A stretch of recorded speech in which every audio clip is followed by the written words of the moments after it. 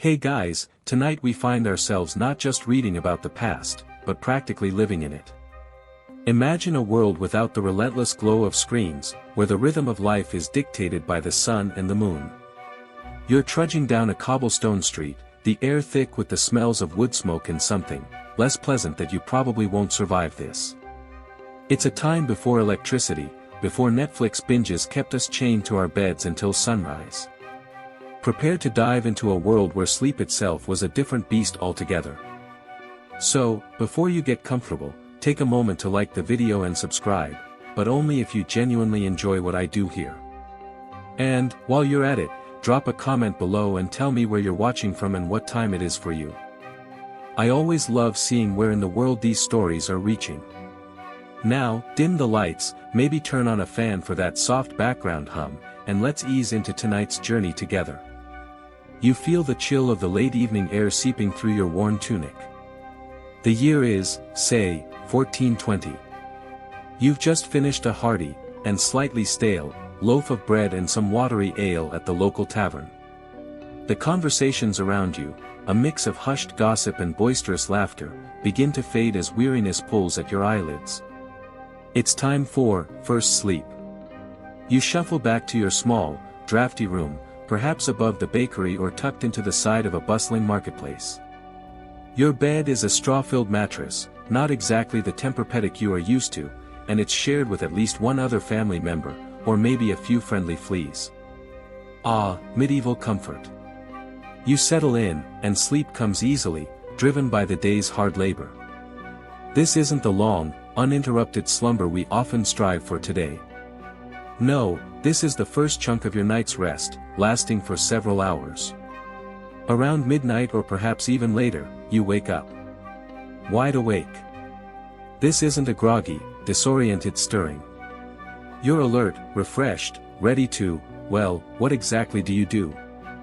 This is your wakening hour, a period of quiet activity that was completely normal for people in the Middle Ages and even up until the Industrial Revolution. Historians still argue whether this pattern of sleep was universal or more common in certain social classes, but the evidence suggests it was widespread. Maybe you engage in some quiet contemplation. Perhaps you pray, read, if you're one of the lucky few who are literate, or even, enjoy some conjugal relations with your spouse. After all, the darkness provided a certain level of privacy, a rare commodity in those crowded times. It's also a time for personal reflection, a moment to process the day's events and perhaps even dream up new plans. You might even get out of bed and do some chores. Need to mend a torn garment? Chop some wood for the morning fire? The wakening hour was a valuable time to catch up on tasks without the distractions of daylight. It's like having a secret productivity hour, except everyone else is doing it too. Imagine how many emails you could answer. This wasn't just a time for chores and contemplation, it could be a social occasion too. You might visit a neighbor, sharing a cup of warmed wine and catching up on local news. Imagine the medieval equivalent of late-night texting, but with actual face-to-face interaction. It's a time before the fear of waking someone up, a time when the night was more of a communal space than we experience today. Eventually, as the darkest hour before dawn approaches, you feel the pull of sleep once more. You return to your straw-filled bed, and drift off into second sleep. This second period of slumber is often shorter than the first, preparing you to wake with the dawn. It's fascinating to think about how our sleep patterns have changed so dramatically over the centuries. Back then, sleep wasn't necessarily seen as a single, continuous block of time. It was more of a segmented experience, with a distinct period of wakefulness woven into the night. Some scholars even suggest that this biphasic sleep pattern was more natural to humans, aligning better with our internal circadian rhythms. But, maybe they just didn't have TikTok to doom-scroll through. The disappearance of segmented sleep is often attributed to the rise of artificial light and the Industrial Revolution. As cities became brighter and work schedules more rigid, the wakening hour became less practical. It was harder to maintain those late-night visits when factories demanded long hours and early starts. The concept of insomnia, as we understand it today, might not have even existed back then. If you woke up in the middle of the night, you weren't necessarily considered to have a medical condition. It was just normal. You simply enjoyed your wakening hour, and then went back to sleep. Imagine telling your doctor that these days. One quirky tidbit: in some medieval love stories, the wakening hour became a popular time for secret rendezvous between lovers. The darkness provided cover for clandestine meetings, adding a layer of romance and risk to these forbidden encounters. It beats Tinder, I suppose. So, as you drift off tonight, consider the possibility that our modern obsession with 8 consecutive hours of sleep might be a relatively recent invention. Perhaps our ancestors were onto something with their segmented sleep, a way of life that allowed for both rest and quiet productivity. It's easy to romanticize the past, sure, but it's interesting how different routines defined even something as fundamental as sleep. Of course, there were downsides to medieval sleep as well. The lack of proper sanitation and hygiene meant that beds were often infested with pests. The straw-filled mattresses were breeding grounds for fleas, lice, and other unwelcome guests. Sweet dreams, right? The concept of dreams themselves was also viewed differently. Dreams were often seen as messages from God, or warnings from the devil. They could be interpreted as omens of the future, or reflections of one's inner thoughts and desires.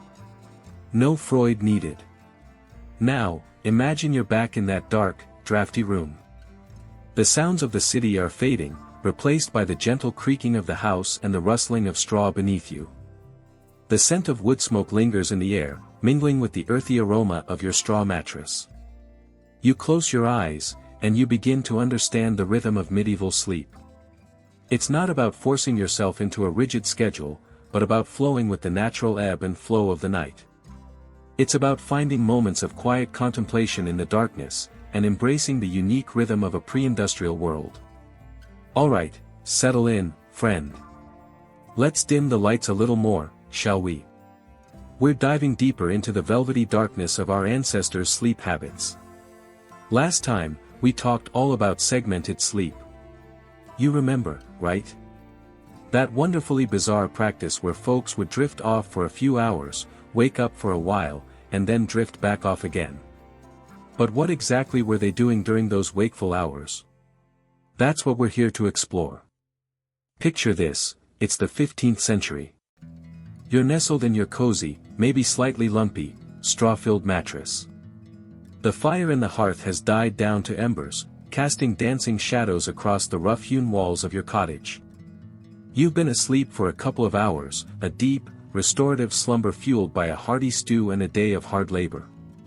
Then, a.m. Your eyes pop open. It's not alarming, not frightening. It's just time to be awake. You might stretch, yawn, and nudge your spouse, or maybe just roll over, depending on your relationship status that night. You're not alone, half the village is probably up right now, too. This wasn't some isolated phenomenon. Segmented sleep, or first sleep and second sleep as it was often called, was incredibly common throughout medieval Europe and even beyond. Historians still argue whether its prevalence was due to natural human circadian rhythms or simply a consequence of pre-industrial life with limited artificial light. So, what do you do with this newfound, middle-of-the-night freedom? Well, you might start with something practical. Maybe you need to stoke the fire to keep the chill at bay, or perhaps you need to tend to a crying baby. Those are obvious chores. But after the necessities were taken care of, life actually got interesting. This first sleep, wakeful period, often referred to as the watching, was a time for quiet reflection and personal pursuits. You might pray, read, if you were literate, which, statistically, you probably weren't, or just contemplate the meaning of life while staring at the ceiling. You were probably hoping that ceiling didn't give way onto your face. For many, this was prime time for intimacy. Think about it: the house is quiet, the kids are, hopefully, asleep, and there are no pressing demands on your time. It was a chance to connect with your partner in a way that might be difficult during the busy daylight hours. This led to some interesting cultural practices, as well. Folklore from the time suggests that conceiving a child during the watching was considered particularly lucky. Of course, that could just be wishful thinking from sleep-deprived parents. But it wasn't all quiet contemplation and baby-making. Some people used this time for more, shall we say, creative pursuits. You might write poetry, compose music, or work on a craft project. Imagine you, a medieval artisan, carefully carving a piece of wood by the dim light of a candle, the stillness of the night lending itself to concentration and focus. And speaking of creative pursuits, have you ever wondered where the phrase, burning the midnight oil, came from? Well, this is it. Before electricity, oil lamps were the primary source of light for nighttime activities. So, if you were up late working or studying, you were literally burning oil to fuel your endeavors. Now, I get to burn electricity to sit here and record this. The times, they are a-changin'.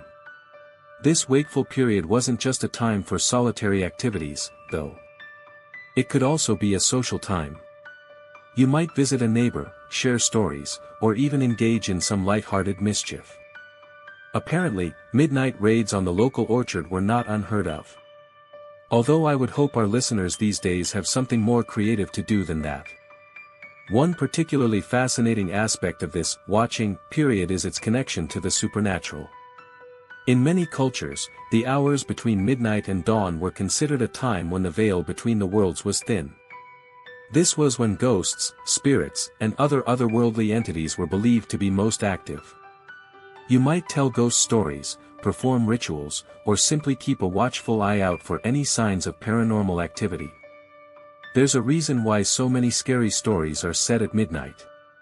It's because that was traditionally the time when people were most likely to be awake and vulnerable, both physically and psychologically. Imagine being alone in the dark, your senses heightened, your mind racing with thoughts of the unknown. It's the perfect recipe for a good old-fashioned fright. Mainstream historical fact time. The widespread adoption of artificial lighting, particularly electric light, in the 19th and 20th centuries played a significant role in the decline of segmented sleep.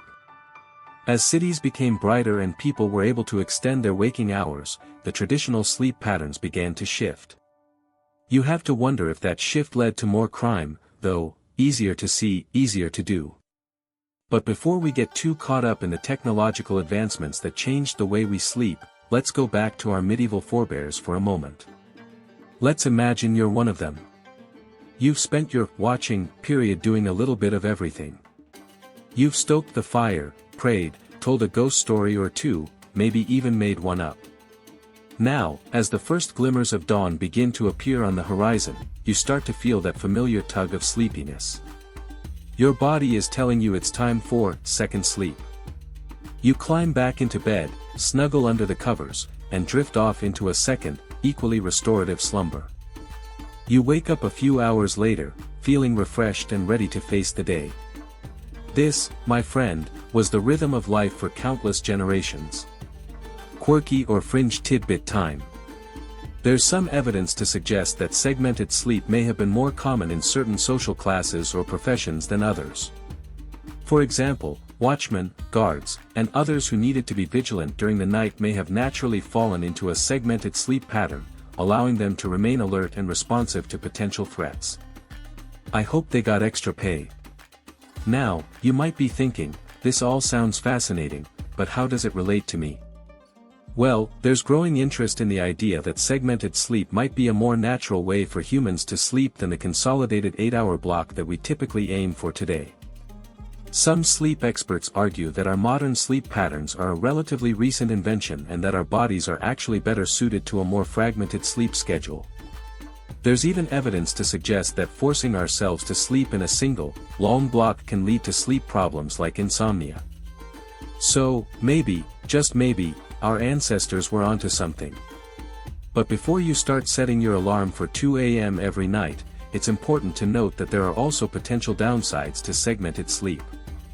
Disrupting your sleep schedule can interfere with your circadian rhythm and lead to daytime fatigue, mood changes, and impaired cognitive function. Plus, let's be honest, who has the time these days? And, historians still argue whether the practice of segmented sleep was entirely universal. Some argue that it was more prevalent in certain regions or among specific social groups, while others contend that it was a widespread phenomenon across pre-industrial societies. The debate continues to unfold as researchers unearth new evidence and re-examine old assumptions. Okay, let's pull this all together. Segmented sleep was a common practice in pre-industrial societies, offering a unique window of wakefulness in the middle of the night. This watching period was used for a variety of activities, from quiet reflection and intimacy to social gatherings and supernatural encounters. While the advent of artificial lighting contributed to the decline of segmented sleep, there's growing interest in its potential benefits and implications for our understanding of human sleep patterns. Now, as the story winds down, consider this: we often think of progress as a linear path, always moving forward and upward. But sometimes, the past holds valuable lessons that we can learn from. Maybe segmented sleep isn't a perfect solution for everyone, but it serves as a reminder that there's more than one way to approach the fundamental human need for rest and rejuvenation. And who knows? Maybe a little bit of watching in the middle of the night is exactly what you need to unlock your creativity, connect with your partner, or simply gain a new perspective on the world. And with that, I'm going to leave you with one final thought: sleep well, my friend.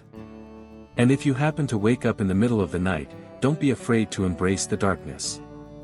Who knows what you might discover? Alright, friend, settle in. The fire's crackling, the blanket's soft, and we're about to dive headfirst into the weird and wonderful world of medieval sleep. You trudge back to your chilly stone chamber, the flickering candlelight casting long, dancing shadows on the tapestry.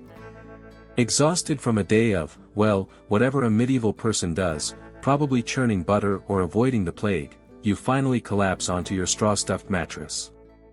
Ah, blessed unconsciousness. But even in slumber, you're not quite free from the medieval world. You see, dreams back then weren't just random firings of neurons, they were serious business. Think of it as your nightly appointment with the universe, a consultation with the divine, or, maybe just the result of eating too much cheese before bed. Now, before you start picturing Freud in chainmail, let's get one thing straight: medieval dream interpretation wasn't exactly scientific. They didn't have REM sleep cycles or Freudian slips to analyze. Instead, they relied on a complex system of symbols, beliefs, and, let's be honest, a healthy dose of superstition. You close your eyes. Images start to bubble in your mind: a talking raven, a field of blooming lilies, a knight riding a giant snail. Suddenly, the meaning of that midday escargot feast is revealed. Back then, if you had a particularly vivid dream, you might consult a dream book, a somnial in Latin. These books, often meticulously copied by monks, were essentially dictionaries of dream symbols. Seeing a snake, for instance, might foretell treachery or illness. A flying bird? Good news, maybe a journey. A talking donkey? Well, that could be anything, really. Medieval people seem to have a lot of talking animal dreams, which makes you wonder if they were all secretly experimenting with hallucinogenic herbs. Historians still argue whether these dream books were actually widely used or more of a niche interest for the educated elite. Some argue that the illiterate peasantry probably relied more on oral traditions and local interpretations. But regardless, they provide a fascinating glimpse into the medieval mindset. You toss and turn, the images morphing and shifting. Now you're surrounded by cats. Hundreds of cats, all staring at you with knowing eyes. Great. The church, of course, had its own take on dreams. Dreams could be messages from God, warnings from demons, or simply reflections of your own earthly desires. Good dreams, filled with angelic choirs and heavenly visions, were generally considered divine inspiration. Bad dreams, featuring devils and fiery pits, were, well, probably a sign you needed to confess your sins. Or maybe just lay off the ale. It's kind of funny to think about, isn't it? Imagine your therapist today being like, "So, you dreamt you were chased by a dragon?" Clearly, you need to spend more time in prayer. Medieval medical thought also had a place for dreams. Physicians believed that dreams could reflect the state of your humors, those vital bodily fluids that, when balanced, kept you healthy. A dream full of fire and heat might indicate an excess of yellow bile, making you irritable and prone to anger. A dream of floods and storms could signify too much phlegm, making you sluggish and lethargic. Basically, your dream was a medieval doctor's version of a blood test. Although, probably less accurate. Now you are dreaming you are a doctor, but a doctor who uses leeches and strange chanting, and who is being haunted by singing cats. Here's a quirky little fact for you: some medieval people believed that you could influence your dreams by sleeping in certain positions. Sleeping on your right side, for example, was thought to be conducive to good dreams, while sleeping on your left side might invite nightmares. So, basically, they had the medieval equivalent of a sleep number bed, only much less comfortable and based entirely on superstition. Dreams could also be incredibly personal. Imagine you are a knight, right before you go into battle. You might dream of victory, of glory, of returning home to your loved ones. Or you might dream of defeat, of death, of the horrors of war. These dreams could serve as a source of courage or a terrifying premonition. Dreams were used in medieval literature, too. Think of the dream visions in poems like Piers Plowman or The Romance of the Rose. These weren't just random plot devices, they were a way to explore complex moral and philosophical ideas, to allegorically represent the soul's journey, and to offer social commentary under the guise of, "Hey, it was just a dream." You drift deeper into sleep. The cat's singing has subsided to a quiet purr. Okay, so far we've covered the basics of medieval dream interpretation. But let's delve into some of the more interesting interpretations. Prepare yourself. For example, dreaming of gold or silver might not necessarily mean you were destined for wealth. Depending on the context, it could signify spiritual enlightenment or, conversely, temptation and corruption. Dreaming of teeth falling out, a common dream even today, was often interpreted as a sign of impending death or loss. Cheerful, right? And then there were the dreams that were just plain weird. Like, what did it mean if you dreamt you were giving birth to a frog? Or that you were being chased by a giant turnip? The dream books often offered vague and contradictory explanations, leaving you to wonder if the medieval dream interpreters were just making it up as they went along. You dream you are giving birth to a turnip. Now you understand the true terror of middle age. Here's another mainstream historical fact for you: the medieval understanding of dreams was heavily influenced by classical sources, particularly the writings of Aristotle and other Greek philosophers. Aristotle believed that dreams were a result of sensory impressions lingering in the mind after waking hours. Not entirely wrong, Aristotle, not entirely wrong. But medieval thinkers also incorporated Christian theology and folklore into their understanding of dreams. They believed that dreams could be influenced by angels, demons, and the souls of the dead. It was a complex and often contradictory mix of science, religion, and superstition. Historians still argue about the extent to which ordinary people believed in these interpretations. Did everyone take their dreams seriously, or was it more of a cultural phenomenon that primarily affected the elite? It's hard to say for sure, but the sheer volume of dream books and the prevalence of dream imagery in medieval art and literature suggest that dreams held a significant place in the medieval imagination. You're now dreaming you're arguing with Aristotle about the merits of using dream interpretation as a reliable form of historical analysis. It's getting heated. And now for a light joke, my friend. What did the medieval sleep therapist say to the knight who kept having nightmares? You need to work on your night terrors. Let's talk about the cultural significance of sleep itself. In the Middle Ages, sleep wasn't just a biological necessity, it was a social and spiritual activity. People often slept in communal settings, sharing rooms and even beds with family members, servants, and even strangers. Privacy was a luxury, not a right. This communal sleeping environment probably influenced the kinds of dreams people had. Imagine being surrounded by the sounds of snoring, coughing, and restless turning. It's no wonder that medieval dreamers often reported having fragmented, chaotic, and unsettling dreams. Here's a quirky tidbit: some medieval monasteries had designated sleep inspectors, whose job it was to ensure that the monks were sleeping properly, no talking, no fidgeting, and definitely no dreaming of forbidden pleasures. Imagine having someone watching you sleep. Talk about a nightmare. The idea of insomnia was also understood differently in the Middle Ages.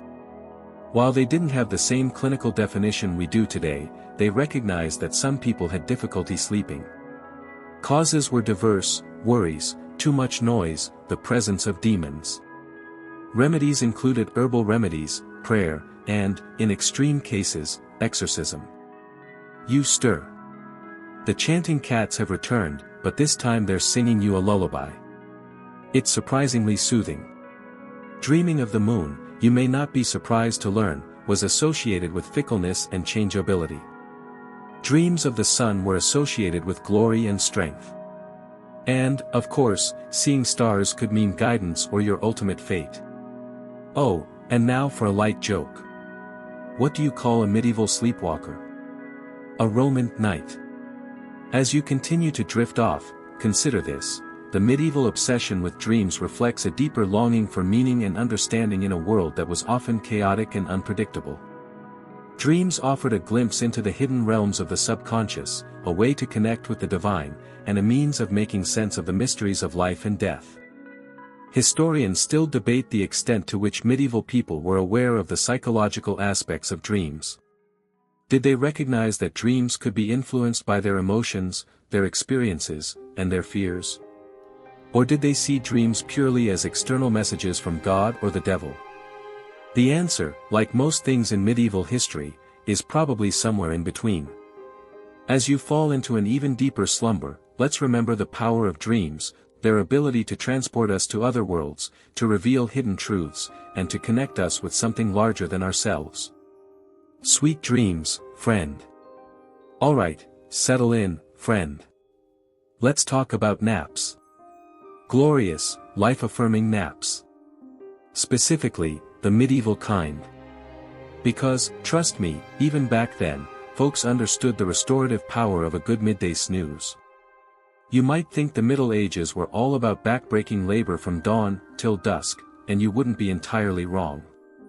But even the most diligent peasant knew when to throw in the towel, or, more likely, a burlap sack filled with straw, and catch some Z's. Picture this: you're a medieval farmer. The sun's beating down on your neck as you meticulously till the soil. Your back aches, your stomach rumbles, and the thought of another row of turnips makes you want to weep. Sounds familiar? Yeah, adulting hasn't changed much. But instead of reaching for another energy drink that'll inevitably lead to a crash, you take a break. A real break. You find a shady spot under a tree, spread out your cloak, and drift off to sleep. It's not just about laziness, you see. It's about practicality. Medieval life was physically demanding. Laborers worked long hours under harsh conditions. There wasn't a Starbucks on every corner for a caffeine fix. Food was often scarce, and the concept of a balanced diet was, well, let's just say it involved a lot of bread and whatever you could forage. Under these circumstances, a midday nap wasn't a luxury, it was a necessity. It was a way to recharge your batteries, both physical and mental, and keep going until the sun finally dipped below the horizon. The siesta, as we know it today in places like Spain and Italy, has deep roots in this medieval tradition. It's not just a cultural quirk, it's a response to the climate and the demands of agricultural labor. The hottest part of the day wasn't conducive to strenuous activity, so people adapted. They worked in the cooler morning hours, took a break during the heat of the afternoon, and then resumed their work in the late afternoon or early evening. It's basically the medieval equivalent of working from home in your pajamas, but with more mud and less Netflix. Now, I know what you're thinking: that sounds idyllic. How do I get my boss to approve a daily siesta? Unfortunately, I don't have the answer to that. Maybe try blaming it on your circadian rhythm. Tell them it's a medical necessity. Just don't mention that you got the idea from some dude on the internet rambling about medieval history. But it wasn't just the peasants who indulged in daytime naps. Even the upper classes, with their comparatively luxurious lifestyles, recognized the benefits of a little shut-eye. After a heavy midday meal, think roasted boar and copious amounts of wine, a nap was often considered the proper thing to do. It aided digestion, prevented afternoon sluggishness, and probably made those long, drawn-out political discussions slightly more bearable. Imagine trying to concentrate on land disputes and inheritance laws after a feast like that. You'd need a nap just to stay awake. You might picture a medieval lord snoring away in his four-poster bed, surrounded by silk pillows. While that might have been the case sometimes, it's more likely that he simply found a comfortable spot in the courtyard or the great hall and dozed off there. Comfort was relative in the Middle Ages, after all. A pile of furs on a wooden bench probably felt like heaven compared to a hard-packed dirt floor. And speaking of comfort, let's not forget the monks.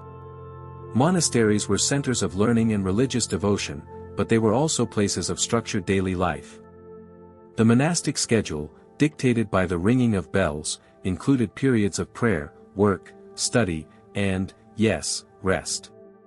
Afternoons were often dedicated to quiet contemplation or manual labor, but a short nap, known as a meridiana, was sometimes permitted. After hours of chanting and copying manuscripts, even the most devout monk could use a little downtime.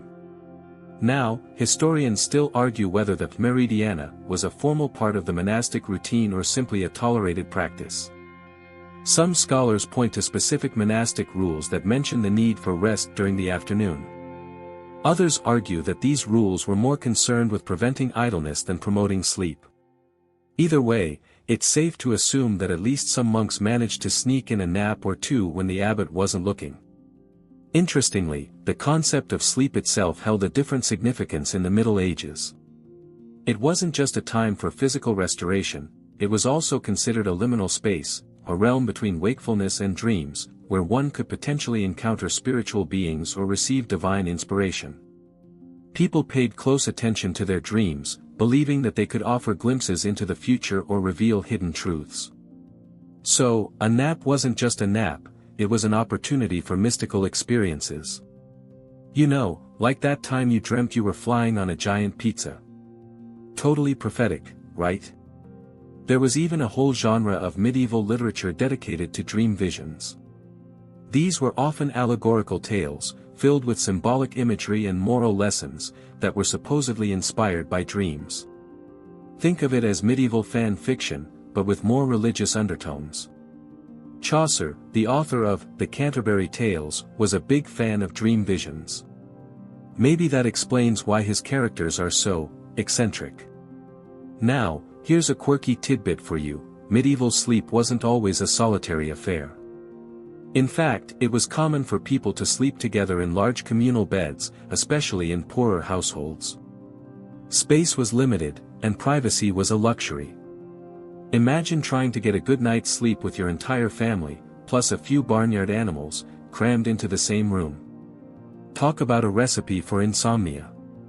But it wasn't just about necessity.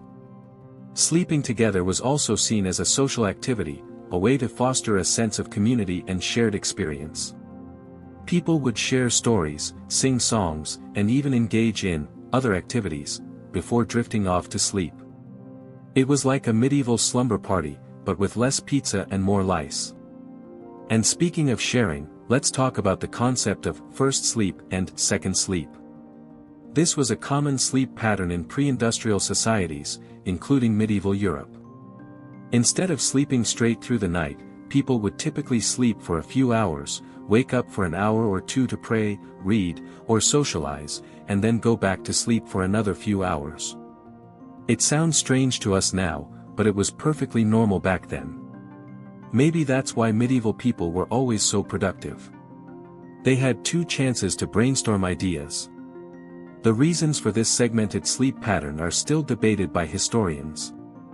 Some argue that it was a natural response to the length of the day and the availability of artificial light. Others believe that it was a way to cope with anxiety and uncertainty in a world where death and disease were constant threats. Whatever the reason, it's clear that medieval sleep was a far cry from the 8-hour slumber that we strive for today. Unless you're me, in which case, 8 hours is a distant, unattainable dream. So, the next time you're feeling tired and overwhelmed, remember the medieval peasant. Take a deep breath, find a shady spot, and indulge in a little daytime rest. You might not have a mystical experience or receive divine inspiration, but you'll probably feel a whole lot better. Just don't forget to set an alarm, unless you want to wake up and find that your turnips have been stolen by a band of rogue squirrels. You might want to sleep with one eye open, just in case, unless you're already asleep, of course. Okay, settle in, friend. Get comfy.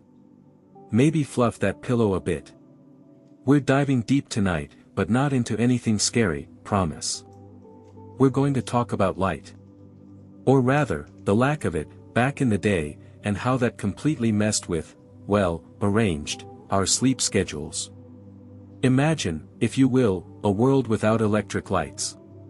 No buzzing fluorescence, no harsh LED glare, no late-night scrolling on your phone with its blue light assaulting your retinas. Just, darkness. Glorious, enveloping, pre-industrial darkness.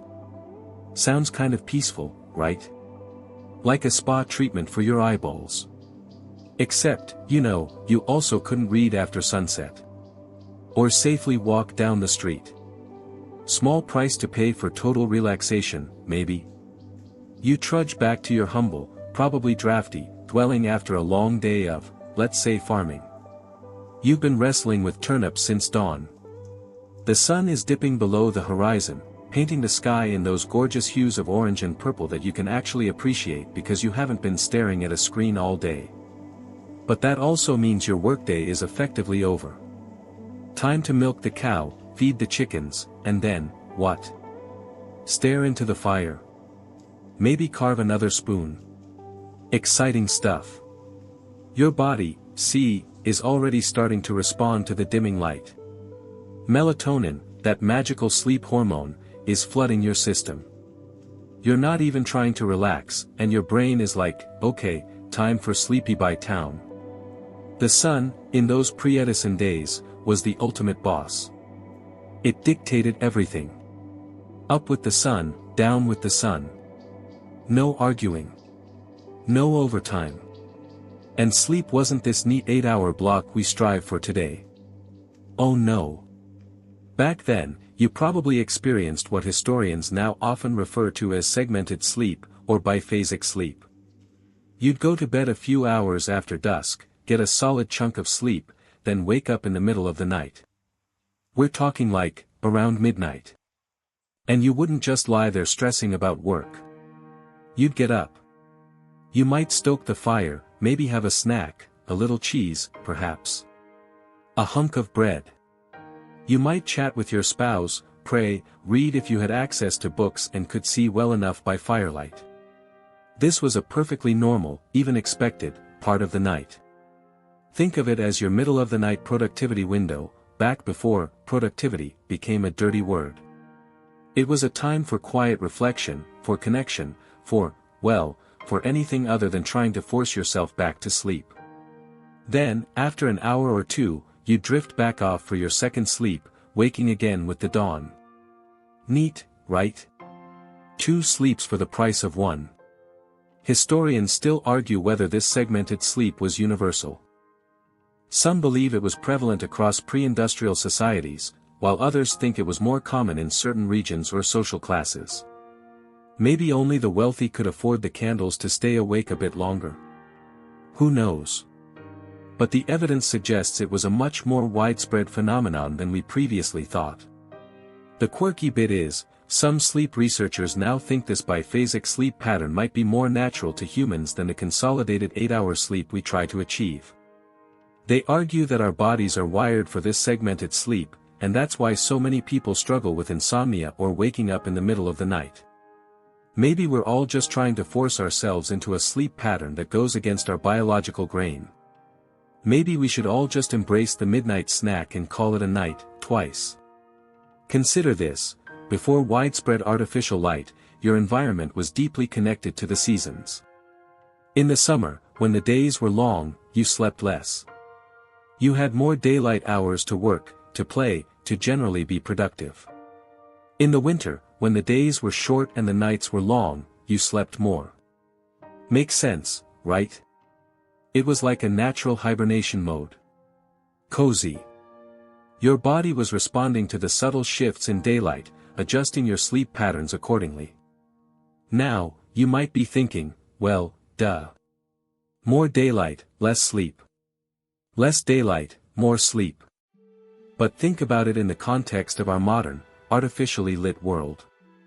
We're effectively living in a perpetual state of summer, or at least, a perpetual state of not quite winter. We blast ourselves with artificial light all day and all night, confusing our brains and throwing our natural rhythms completely out of whack. Then we wonder why we can't sleep. And it wasn't just the amount of light, but also the type of light. Back then, you had the warm glow of the fire, the soft light of candles, the silvery light of the moon. Nothing like the harsh blue light of your phone screen, which tells your brain, wake up. It's daytime. Time to check Instagram. Here's a mainstream historical fact for you: the widespread adoption of electric lighting in the late 19th and early 20th centuries revolutionized society. It extended the workday, enabled nighttime activities, and generally changed the way people lived. Sounds amazing, right? Progress. Innovation. But it also had a profound impact on our sleep. We started to squeeze more and more into our days, pushing our bedtimes later and later. Our sleep schedules became more rigid, more efficient, and arguably, less natural. It's funny, isn't it? We invented artificial light to give ourselves more time, but in the process, we might have actually made ourselves more tired. Irony, thy name is modern life. So, you're there, in your pre-industrial world. The fire is crackling, casting dancing shadows on the walls. You're drifting off to sleep, knowing that you'll probably wake up in the middle of the night. And that's okay. It's part of the natural rhythm of things. No pressure to sleep through the night. No worries about being unproductive. Just a quiet interlude in the middle of the darkness. Think of it as a mini meditation session. One quirky thought: imagine trying to explain the concept of Netflix and chill to someone from the 16th century. So, you stare at a glowing box for hours, binge-watching stories about other people's lives, while slowly destroying your sleep schedule? They'd probably think you were possessed by demons. Or just really, really weird. But you're not them. You're here, in this world of constant illumination. And while you can't completely escape the clutches of artificial light, you can take steps to mitigate its effects. Dim the lights in the evening. Avoid screens before bed. Maybe even try embracing the midnight snack, within reason, of course. Historians still argue whether the Industrial Revolution was a net positive for human well-being. Sure, it brought technological advancements and increased productivity, but it also led to increased pollution, social inequality, and a general sense of disconnect from nature. And, as we've seen, it messed with our sleep. Was it worth it? That's a question for the philosophers, I suppose. Let's not forget about the seasonal variations. Imagine how different your sleep would be in the summer, when the sun barely sets, compared to the winter, when darkness reigns supreme. Your body would naturally adjust, your sleep patterns would ebb and flow with the changing seasons. It's a beautiful thing, really. A deep connection to the natural world that we've largely lost in our modern lives. You can still reclaim some of that connection, though. Pay attention to the changing seasons. Get outside during the day. Expose yourself to natural light. And when the sun goes down, dim the lights, turn off the screens, and let your body do its thing. And about those light jokes, well, here's one: what do you call a lazy kangaroo? Pouch potato. Okay, I'll try harder. Why did the photons cross the road? Because it was light out. I'll show myself out. Embrace the darkness, friend. Or at least, embrace the idea of the darkness. Let your body remember what it feels like to be in sync with the natural rhythms of the world. You might be surprised at how well you sleep. Or at least, how much you enjoy that midnight snack. You are doing great. Keep it up. Alright, settle in, make yourself comfortable. Maybe dim the lights a little. Today, we're diving headfirst into the surprisingly fascinating world of agrarian sleep cycles. Forget counting sheep, we're counting harvests. And I promise, it's way more interesting than it sounds. Imagine yourself, it's pre-industrial revolution, okay? You're not scrolling through TikTok, you are the TikTok. You're a farmer, and your life is intimately tied to the rhythms of the sun and the soil. Each day, you trudge out to the fields, the dew dampening your worn leather boots. The air is thick with the smell of earth and growing things. You bend, you lift, you plant, you harvest. Your muscles ache, your back screams, and the sun beats down on you mercilessly.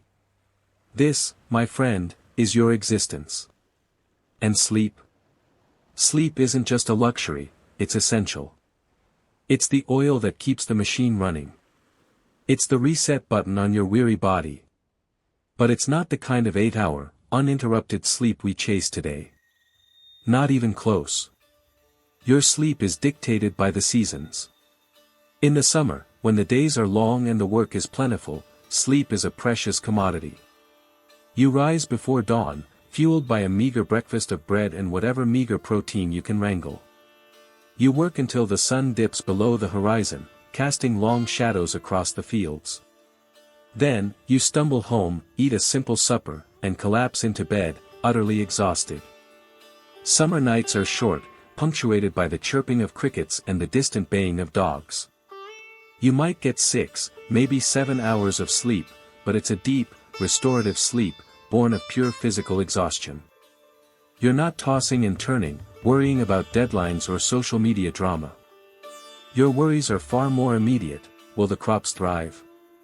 Will the weather hold? Will you have enough to feed your family through the winter? Real stuff. Now, as summer fades into autumn, the pace slows slightly. The harvest is in full swing, but the days are getting shorter, and the nights are growing cooler. You still work hard, but there's a sense of urgency replaced with accomplishment, of bringing the fruits of your labor home. The sleep still comes easily, but there's a subtle shift in its quality. It's a little less desperate, a little more relaxed. But winter? Ah, winter.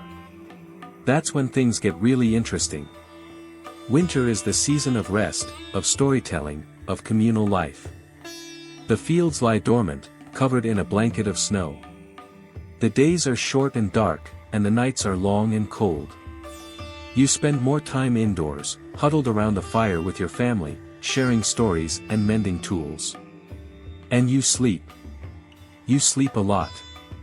But here's the kicker, it's not necessarily one long, uninterrupted stretch of sleep. Instead, you likely experience what historians call segmented sleep, or first and second sleep.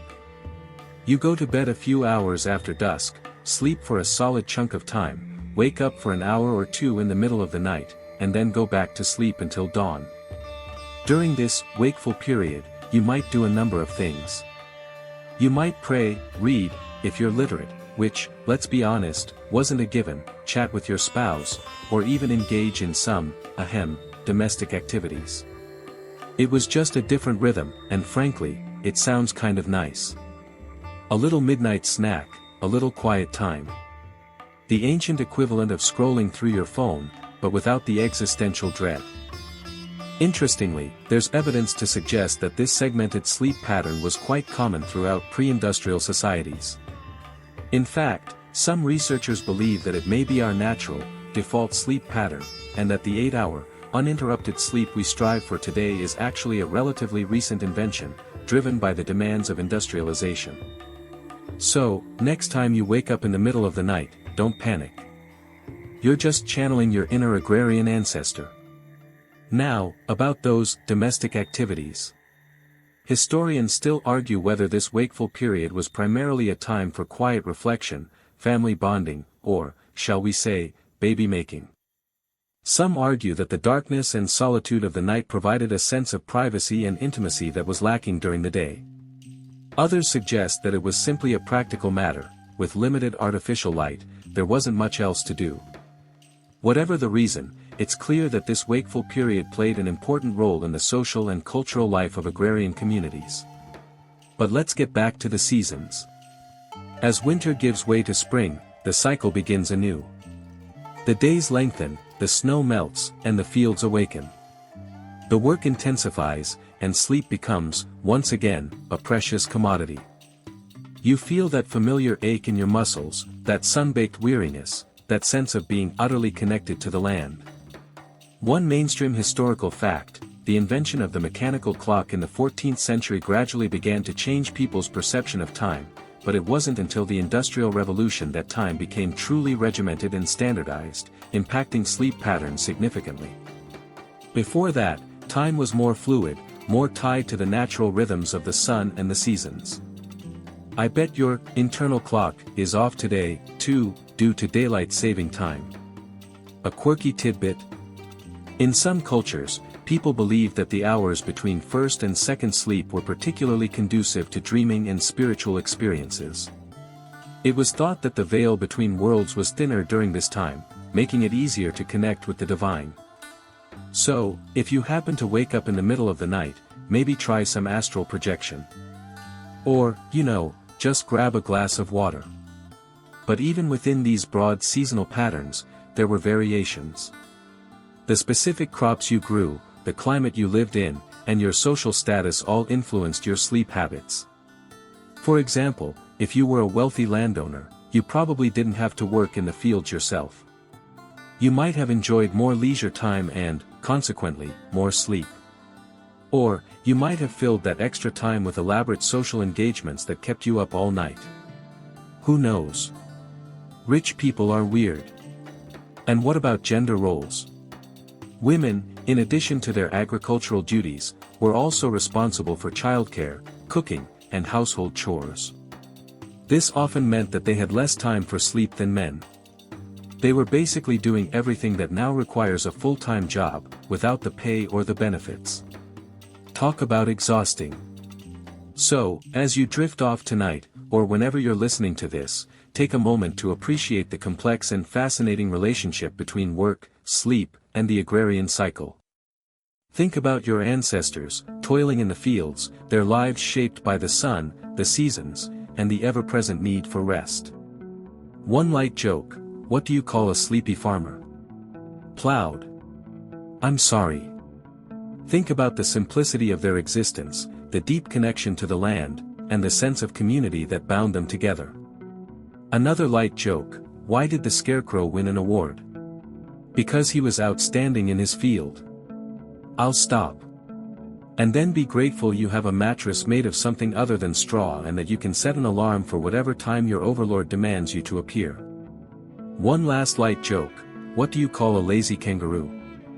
Pouch potato. Okay, I'm really done now. Sleep well, and dream of simpler times. Okay, settle in, cozy up. Let's talk medieval meals and how they probably ruined your sleep. Yeah, your sleep. Like, if you were a medieval peasant, not you specifically right now, unless you're actually living like it's 1347 and somehow still have access to YouTube. In which case, wow, impressive tech skills. Imagine this: the sun setting, casting long shadows across your tiny, one-room hut that you share with your extended family and a startling number of chickens. You're tired. Bone-achingly tired. You've spent the entire day toiling in the fields, probably growing turnips. So many turnips. You're pretty sure you're turning into a turnip yourself. Dinner is, well, it's probably more turnips. Maybe some bread, if you're lucky. Dark, coarse bread, the kind that makes your jaw ache just thinking about it. And perhaps a watery stew, thickened with more root vegetables than you can shake a stick at. Oh, and maybe a small piece of salted pork if you've had a good harvest. Meat was a real treat for most people, reserved for special occasions. We're talking maybe a handful of times a year. Forget the perfectly marbled ribeye you saw that influencer grill up this afternoon, peasant. You eat this simple, repetitive meal by the dim light of a flickering candle, or maybe just the dying embers of the fire. The smell of smoke and damp earth hangs heavy in the air. Your stomach is, not exactly full. But it's not empty either. More like resigned. You're essentially a walking, talking root vegetable compost heap. This, my friend, is what they call sustenance. And you will be sustained. Or at least, until winter comes. Now, let's think about the impact of this diet on your sleep. First off, let's talk about the sheer lack of calories. You're working your butt off all day, burning a ridiculous amount of energy, and then refueling with turnips. Not exactly the most efficient way to replenish your reserves. You're constantly in a state of slight energy deficit. And that, my friend, can mess with your sleep. Your body is basically running on fumes, constantly sending out stress signals. It's like trying to power a spaceship with a potato. You might get some juice, but it's not going to be a smooth ride. Then, there's the issue of nutrient deficiencies. A diet primarily consisting of grains and root vegetables isn't exactly a nutritional powerhouse. You're probably lacking in vitamins, minerals, and essential fatty acids. All of which play a crucial role in regulating sleep. You're essentially trying to build a house with only bricks and no mortar. It might stand for a while, but eventually, things are going to crumble. Or, in this case, you're going to toss and turn all night, dreaming of more turnips. Speaking of tossing and turning, let's not forget about the fiber. All those grains and root vegetables are packed with fiber. Which is generally a good thing. But, if you're not used to consuming that much fiber, or if you eat a huge portion right before bed, it can lead to digestive distress. You might experience bloating, gas, and, well, let's just say your digestive system will be putting on its own medieval battle reenactment. And that's not exactly conducive to restful sleep. Of course, not everyone in the Middle Ages was munching on turnips and struggling to sleep. The wealthy elite enjoyed a much more varied diet, filled with meat, fish, wine, and spices. They feasted on roasted peacocks, swan, and all sorts of exotic dishes. Historians still argue whether they actually ate the peacock feathers. But they did decorate their meals with them. Probably. Regardless, those guys probably had it pretty easy compared to your average turnip-eating peasant. Their biggest sleep problem was probably just the sheer weight of all that food in their stomachs. And maybe a touch of gout. And the drink? Well, water wasn't always safe to drink back then. So, you're probably washing down your turnip stew with some ale or weak beer. Fermented things, made to be consumed for a multitude of reasons. Now, alcohol might make you feel sleepy at first. Like a lovely little blanket of buzz. But, it actually disrupts your sleep cycle, preventing you from reaching the deep, restorative stages of sleep. You might drift off easily enough, but you'll probably wake up in the middle of the night feeling groggy and unrest. Basically, you're trading a few hours of fuzzy slumber for a whole night of restless tossing and turning. And maybe a slight headache in the morning. It's like a terrible infomercial, but wait, there's more. With every tankard of ale, you get a free insomnia. Now, here's a quirky tidbit for you. Did you know that some medieval monasteries had designated dormitory inspectors? These guys were basically the sleep police. Their job was to wander around the dormitory at night, making sure everyone was sleeping peacefully and not engaging in any unsavory activities. Imagine that, a monk creeping around in the dark, listening for snoring and confiscating illicit snacks. Talk about a buzzkill. Although, maybe they were just trying to maintain a peaceful atmosphere for everyone. After all, you can't contemplate the mysteries of the universe on an empty stomach. Or with someone else's stolen sausage under your mattress. Of course, sleep wasn't just about diet. It was also about environment. Your bed was probably a straw-filled mattress on the floor. Possibly shared with your siblings. Or, again, the chickens. The room was probably cold and drafty, and the only light came from the moon shining through the cracks in the walls. Forget about blackout curtains and temperature-controlled rooms. You were sleeping in a glorified chicken coop. Which, honestly, might have been preferable to some of the actual chicken coops. And then, there's the psychological aspect. Life in the Middle Ages was stressful. You're constantly worried about famine, disease, and marauding Vikings. Okay, maybe not Vikings all the time, depending on where you lived. But, there were still plenty of bandits and warring factions to keep you on your toes. And let's not forget about the constant threat of plague. So, you're basically living in a state of perpetual anxiety. Which, as you can probably guess, isn't exactly conducive to restful sleep. You're essentially trying to relax while someone is constantly poking you with a sharp stick. So, there you have it. A glimpse into the sleep-deprived world of the medieval peasant. A world of turnips, straw mattresses, and constant anxiety. It's no wonder they were so grumpy all the time. Now, if you'll excuse me, I think I need a nap. And maybe a turnip-free snack. Maybe I'll just have a nice glass of warm milk. Wait, do we know if they drank milk then? Historians still argue whether pasteurization ever made it to medieval Europe. Alright, settle in, because tonight, we're diving deep. Not into the ocean, thankfully, I'm not a huge fan of what lurks down there, but into the soundscape and temperature fluctuations of your sleep environment. Think of it as an audio-visual tour of your bedroom, while you're, hopefully, unconscious. Because let's face it, sleep is weird. You just shut down. Like a malfunctioning robot, but less dramatic. You trudge upstairs, that familiar ache in your feet telling you it's been a long day. The rhythmic creak of the stairs is almost comforting, a familiar soundtrack to your nightly descent into, well, horizontal hibernation. You flick on the light in your bedroom, a momentary jolt of brightness after the dimness of the hallway. And already, you're engaging with the environment, with the factors that will either cradle you into blissful slumber or leave you tossing and turning like a rotisserie chicken. First, let's talk about noise. Or rather, the cacophony, the symphony of subtle intrusions that can sabotage your sleep.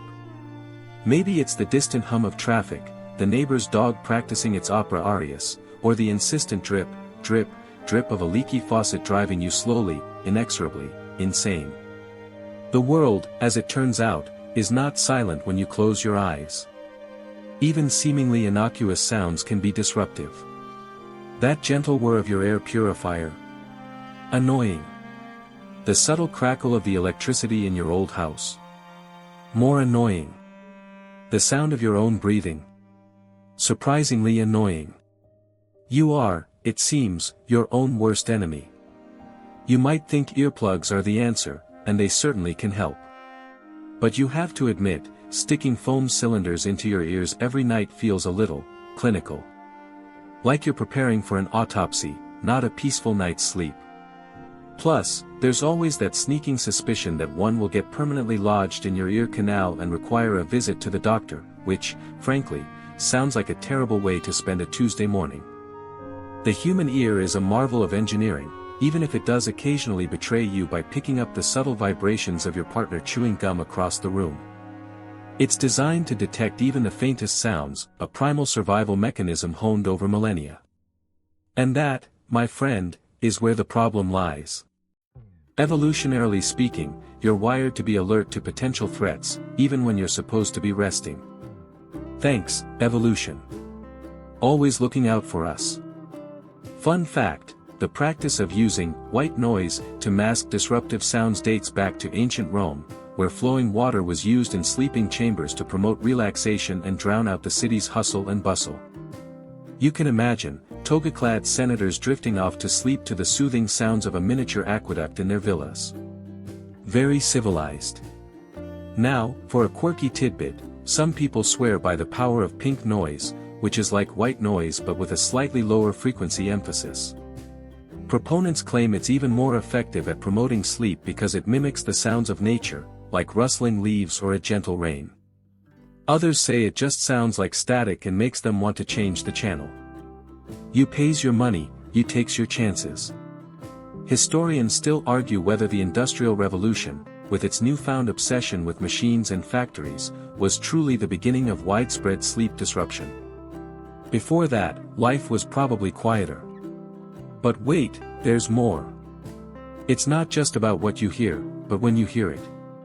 A sudden loud noise in the middle of the night can trigger a cascade of physiological responses, flooding your system with adrenaline and cortisol, the stress hormone that basically screams, danger. Wake up and fight something.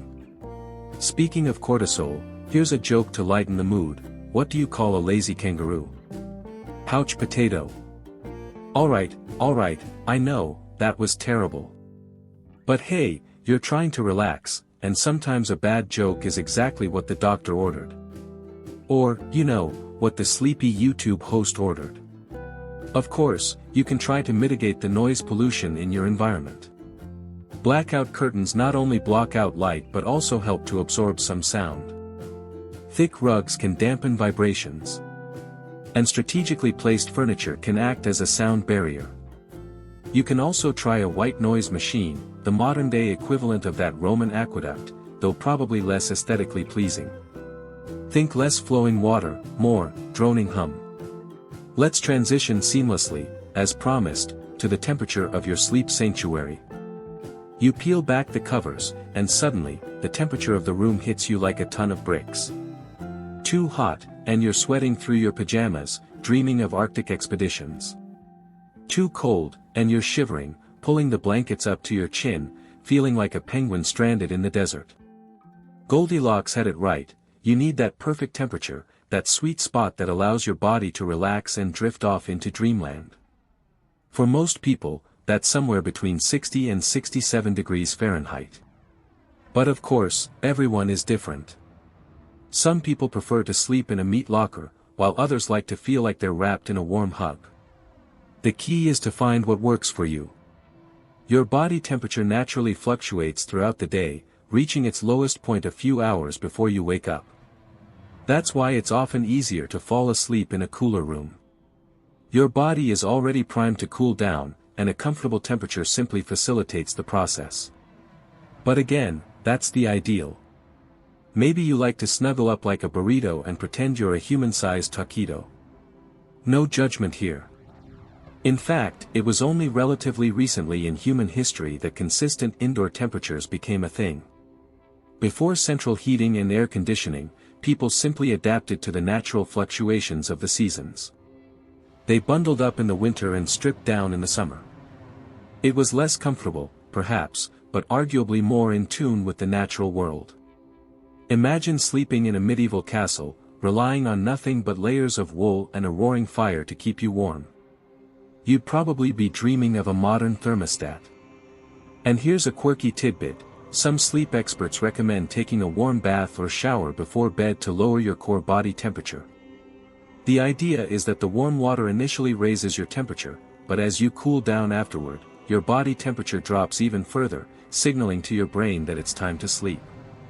It's like a temperature roller coaster for relaxation. Historians still argue whether the invention of thermostats had a positive or negative impact on sleep quality.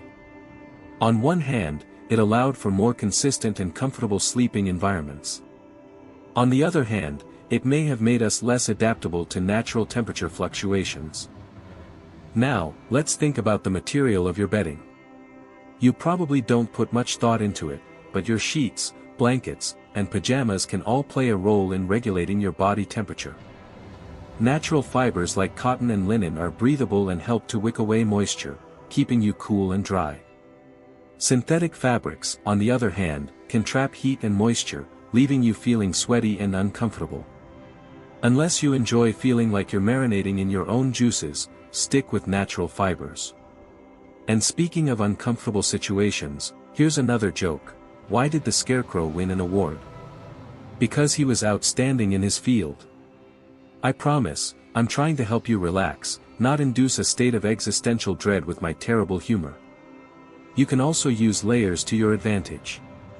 A lightweight blanket can provide warmth without overheating, and you can always add more layers if you get cold. Think of yourself as a human onion, peeling away or adding layers as needed. That sounds slightly less appealing, now that I think about it. Ultimately, creating the perfect sleep environment is a personal journey.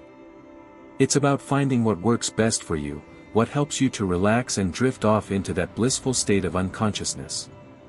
So experiment with different sounds, different temperatures, and different bedding materials until you find your sweet spot. And remember, it's okay to be a little bit picky. You're not just trying to sleep, you're trying to recharge, to rejuvenate, to prepare yourself for another day of, well, whatever it is you do during the day. Probably something important. Or at least something that pays the bills. You adjust the thermostat one last time, pull the covers up, and close your eyes. Maybe tonight, the sounds will fade away, the temperature will be just right, and you'll finally get that elusive, perfect night's sleep. Or maybe you'll just lie there, staring at the ceiling, wondering why you can never seem to find the right combination of factors to unlock the secret to effortless slumber. Either way, try to relax. And don't forget to breathe. You've got this. Okay, settle in, settle in. Let's get comfy. Imagine you're nestled under a thick wool blanket, the scent of wood smoke lingering in the air. The fire's crackling low, casting dancing shadows on the rough-hewn walls of our shared room. Because tonight, my friend, we're not retiring to our own separate chambers. Tonight, we're diving headfirst into the cozy, and sometimes chaotic, world of communal sleeping arrangements of centuries past. You rub your eyes, the flickering light playing tricks on you. You're not quite sure where you are, or when for that matter. But trust me, you'll get the hang of it. Just imagine yourself transported back, say, to medieval Europe, or perhaps even colonial America. See that large, sprawling bed over there? That's where you'll be spending the night. And you won't be alone.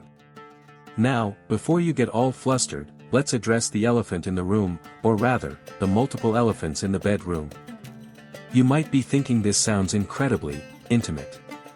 And well, you're not entirely wrong. Privacy, as we understand it today, was a luxury few could afford. Space was at a premium, especially for the vast majority of the population who weren't exactly rolling in gold. Think about it. Building a house was a serious undertaking. Materials were scarce, labor was intensive, and heating a large space was problematic, to say the least.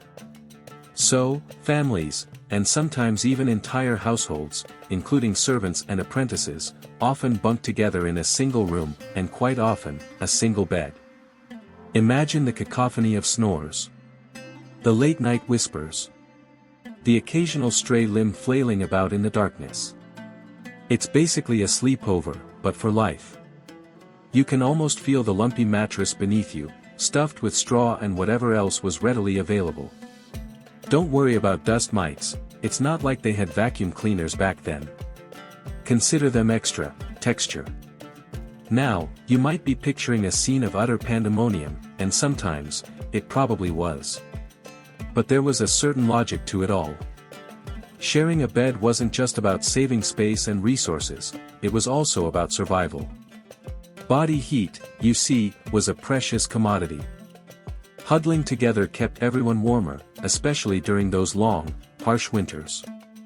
And remember, central heating was still a few centuries away. Your only other option was to cuddle with a few sheep. I think I prefer the snoring relatives, frankly. But it wasn't just about warmth.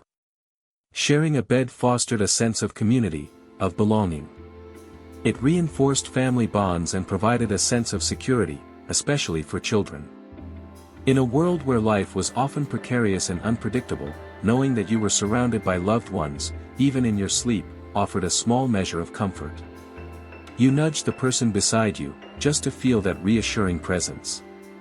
They groan softly and roll over, taking most of the blanket with them. Ah, the joys of communal sleeping. Historians still argue whether the prevalence of bed sharing had any long-term psychological effects on people. Did it create a greater sense of interconnectedness and interdependence? Or did it lead to a suppression of individuality and a yearning for personal space? We can only speculate, based on the scattered evidence we have. Of course, it wasn't always a harmonious experience.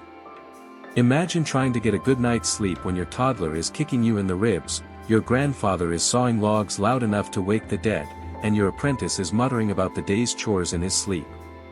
Earplugs would have been a godsend. But hey, at least you weren't alone. Misery loves company, right?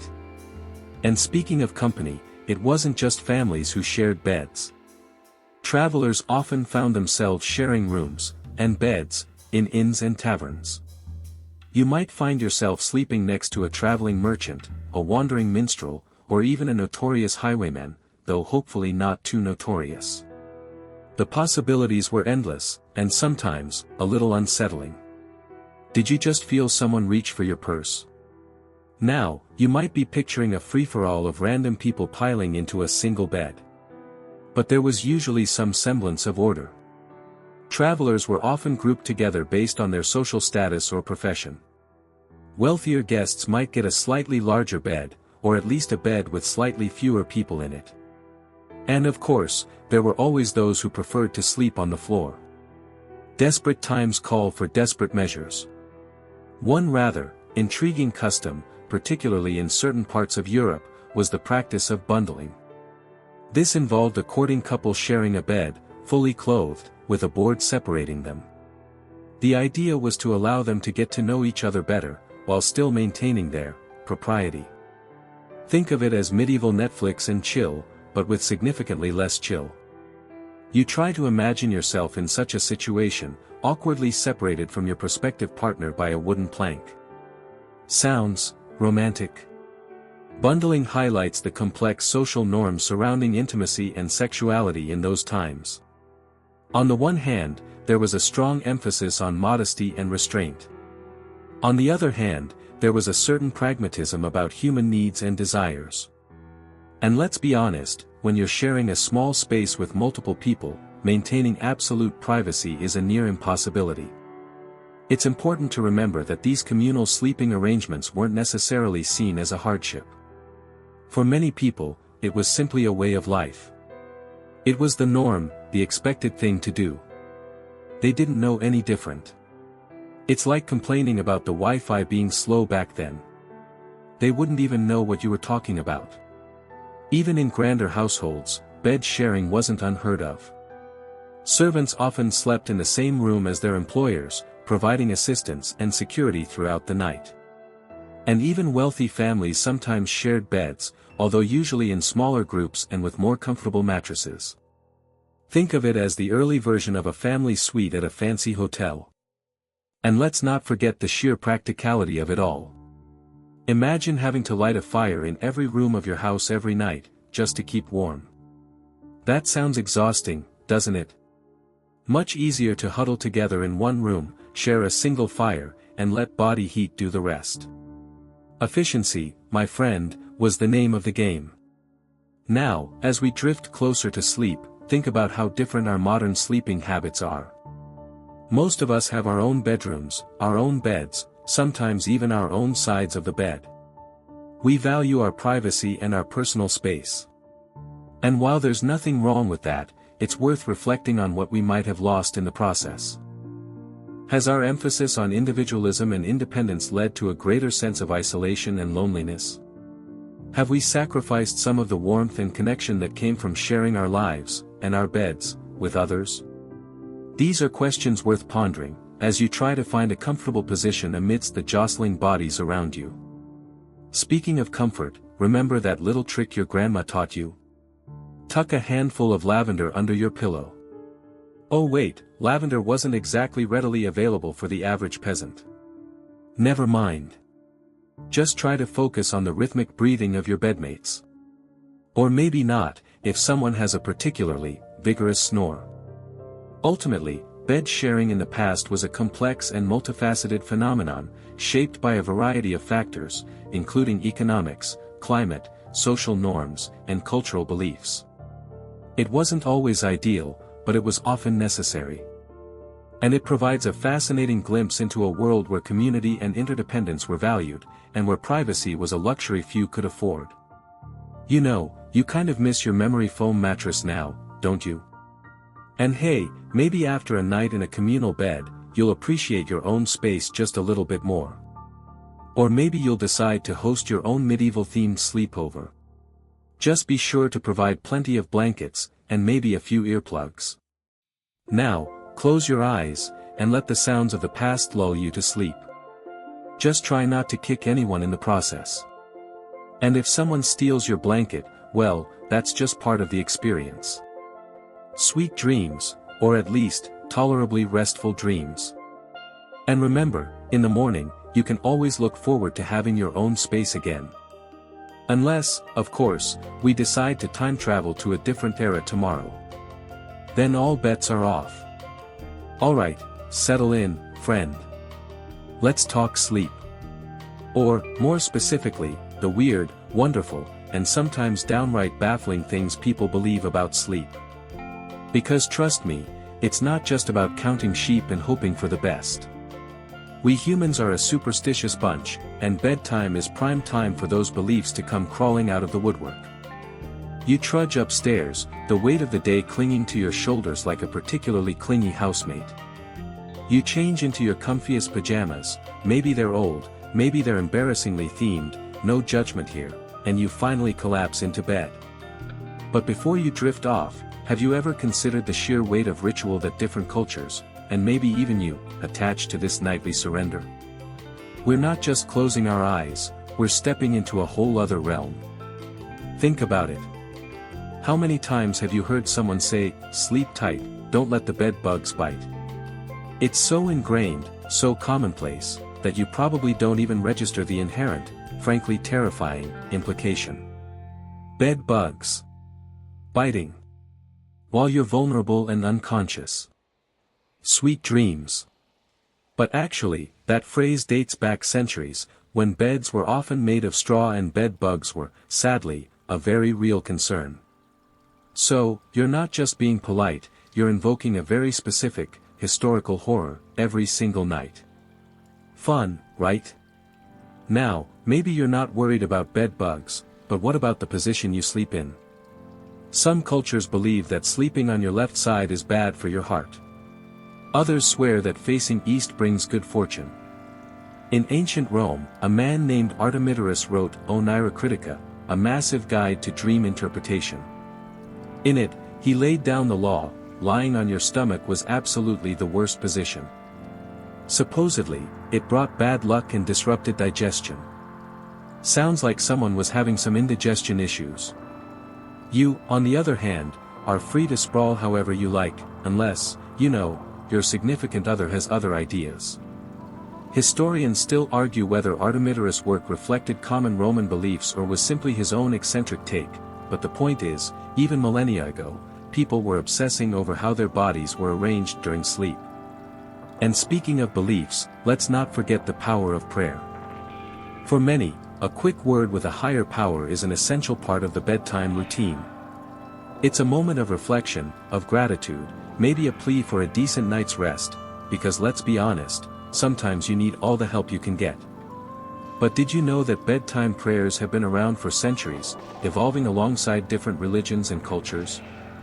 Some are elaborate, formal recitations, others are simple, personal conversations. They are all, essentially, a shield against the darkness, a reassurance that you're not alone as you slip into the unknown. Okay, so maybe you're not religious, but you still have a routine, right? Maybe you read a book, listen to calming music, or do a quick meditation. These are all modern-day rituals, designed to prepare your mind and body for sleep. They're the secular equivalent of prayer, a way to create a sense of peace and control before surrendering to the night. But did you know that some people take it a step further? There are crystals you can place under your pillow, essential oils you can diffuse, and even specific types of tea you can drink, all guaranteed to bring you the most restful sleep of your life. Whether these things actually work is a matter of personal experience, let's say. But hey, if it helps you relax, who are we to judge? Especially if you're brewing some extra chamomile tea to share. Now, let's get a little weird. In some cultures, it's believed that your soul leaves your body while you sleep. This is why you should never wake someone up too abruptly, lest their soul get lost on its way back. It's also why you should never sleep with your feet pointing towards the door, because that's how corpses are carried out. Cheerful thought, right? You might want to rearrange your bedroom now. Actually, maybe after this. Don't want to wake up any wandering spirits. Speaking of the dead, let's delve into the fascinating world of dream interpretation. We've already touched on Artemidorus, but dream interpretation goes back even further than that. Ancient Egyptians believed that dreams were messages from the gods, and they had elaborate dream dictionaries to decipher their meaning. These dictionaries would list various symbols and their corresponding interpretations. Seeing a cat in your dream, for example, might mean you were about to receive good news. Or maybe your cat just wanted to be fed. It's always hard to know for sure with those little guys. The funny thing is, even in our modern, scientifically advanced world, dream interpretation is still a thing. There are countless books, websites, and even apps dedicated to helping you unlock the secrets of your subconscious. Some people swear by it, while others dismiss it as pseudoscience. And, let's be real, sometimes a dream is just a random mishmash of your day's events, anxieties, and that weird pizza you ate before bed. Historians still argue whether dream interpretation is a valid psychological tool or merely a reflection of cultural anxieties, but the enduring fascination with our dreams speaks volumes about our desire to understand ourselves and the world around us. But it's not just about understanding ourselves, sometimes it's about protecting ourselves. Remember those wandering souls? Well, in some cultures, it's believed that you're vulnerable to evil spirits while you sleep. This is why people might hang protective charms over their beds, or recite specific prayers before drifting off. In some parts of the world, people even believe that nightmares are caused by demons sitting on your chest. Hence the term, nightmare. Seriously, the English language is full of these little nuggets of terrifying folk wisdom. So, if you're having a particularly bad dream, maybe try rolling over and see if you can dislodge whatever malevolent entity is currently squatting on your sternum. And then there are the sleep-related taboos. In some cultures, it's considered bad luck to talk about your dreams before breakfast. Others believe you should never sleep with your head facing north, because that's the direction of death. And, of course, there's the universal taboo of sleeping with your shoes on. Unless, you're really tired and just can't be bothered. But seriously, people will judge you. The more you think about it, the more you realize how much weight we give to this seemingly simple act of closing our eyes and drifting off. We imbue it with all sorts of meaning, from the mundane to the mystical. We create rituals, recite prayers, and cling to superstitions, all in the hope of a good night's sleep. And why not? Sleep is essential for our physical and mental well-being. It's the time when our bodies repair themselves, our minds process information, and, yes, even when our souls might wander off on little nighttime adventures. But here's a question you might be pondering: do you ever think about what the future of sleeping rituals might hold? Will we all be sleeping in sensory deprivation pods, hooked up to brainwave optimizing machines? Will we be downloading dream scenarios directly into our brains? Or will we still be clinging to our old superstitions, muttering prayers, and hoping that the bed bugs stay away? I can only hope they make a spray for those pods. So, as you lie there in bed, surrounded by your own personal collection of sleep-related beliefs and rituals, remember that you're not alone. You're part of a long and fascinating history of humans trying to make sense of this strange and mysterious thing we call sleep. And maybe, just maybe, all those little rituals and superstitions actually do something. Maybe they create a sense of comfort and security, a buffer against the darkness, a little bit of magic in the everyday. Or maybe they're just a bunch of old wives' tales. Either way, they're a part of who we are, and they're worth thinking about, even if it's just for a few minutes before you finally drift off. Alright, settle in, settle in. Let's dim those lights a little, shall we? You've had a long day, haven't you? Probably spent it doom scrolling or, tilting at windmills in the digital realm. Time for a digital detox. Tonight, we're diving deep into the sleep hygiene tips of the Middle Ages. Yes, you heard me right. Forget your lavender eye pillows and white noise machines. We're going medieval on this. Picture this, you trudge through muddy lanes, the aroma of wood smoke clinging to your woolen tunic.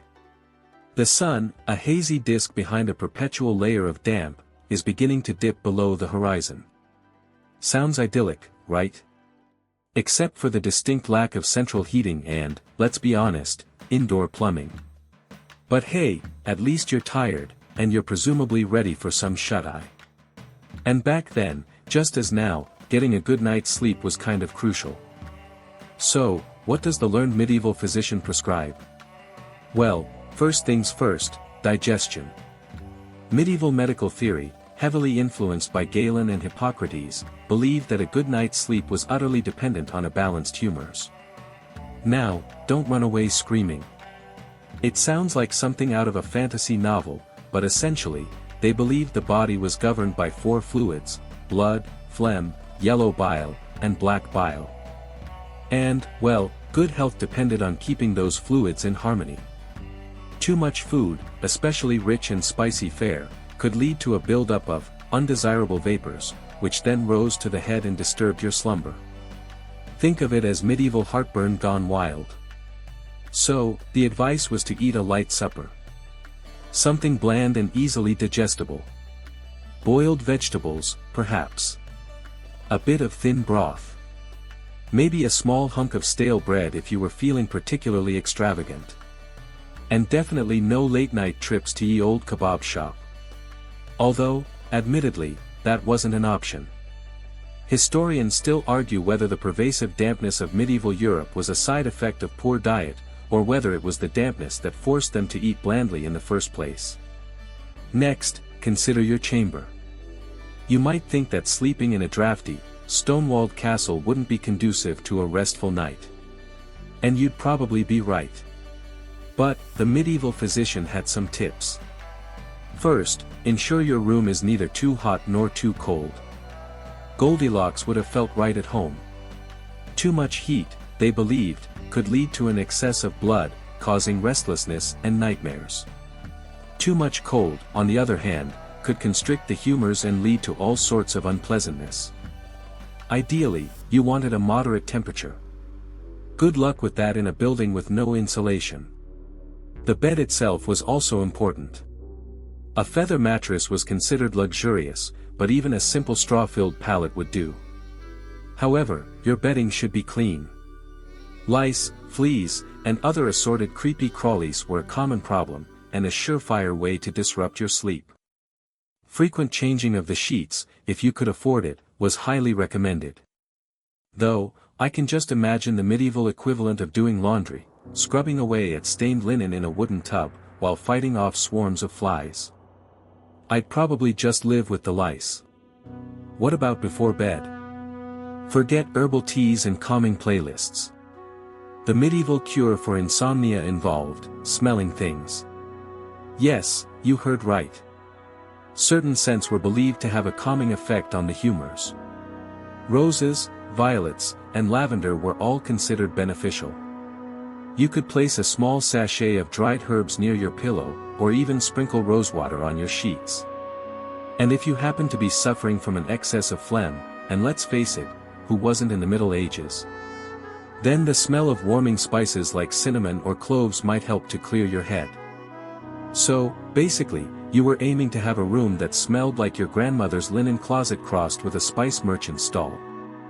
Of course, the medieval physician also considered the psychological aspects of sleep. Worry and anxiety were seen as major disruptors of slumber.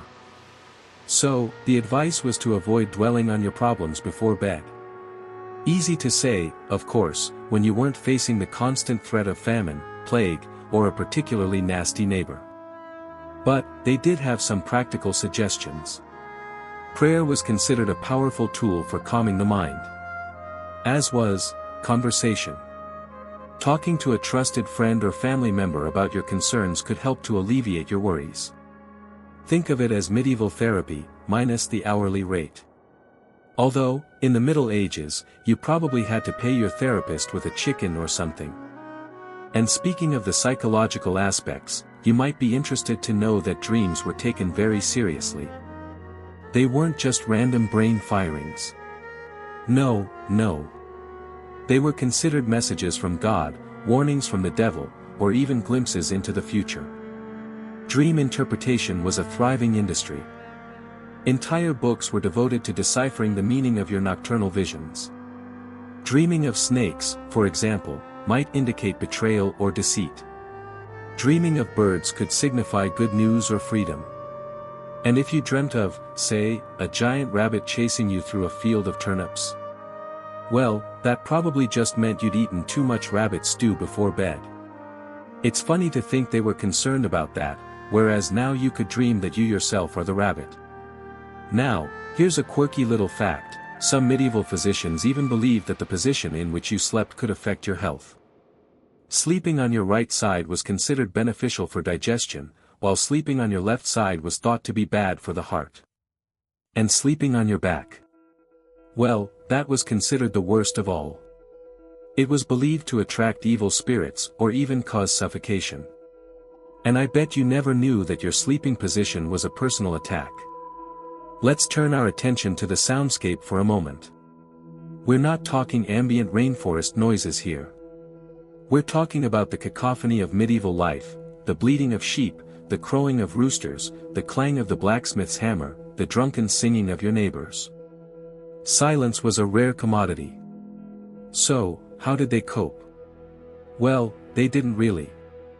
They just got used to it. But, they did have some tricks. Thick curtains, if you could afford them, could help to block out some of the light and noise. And a good, solid door could provide some measure of privacy.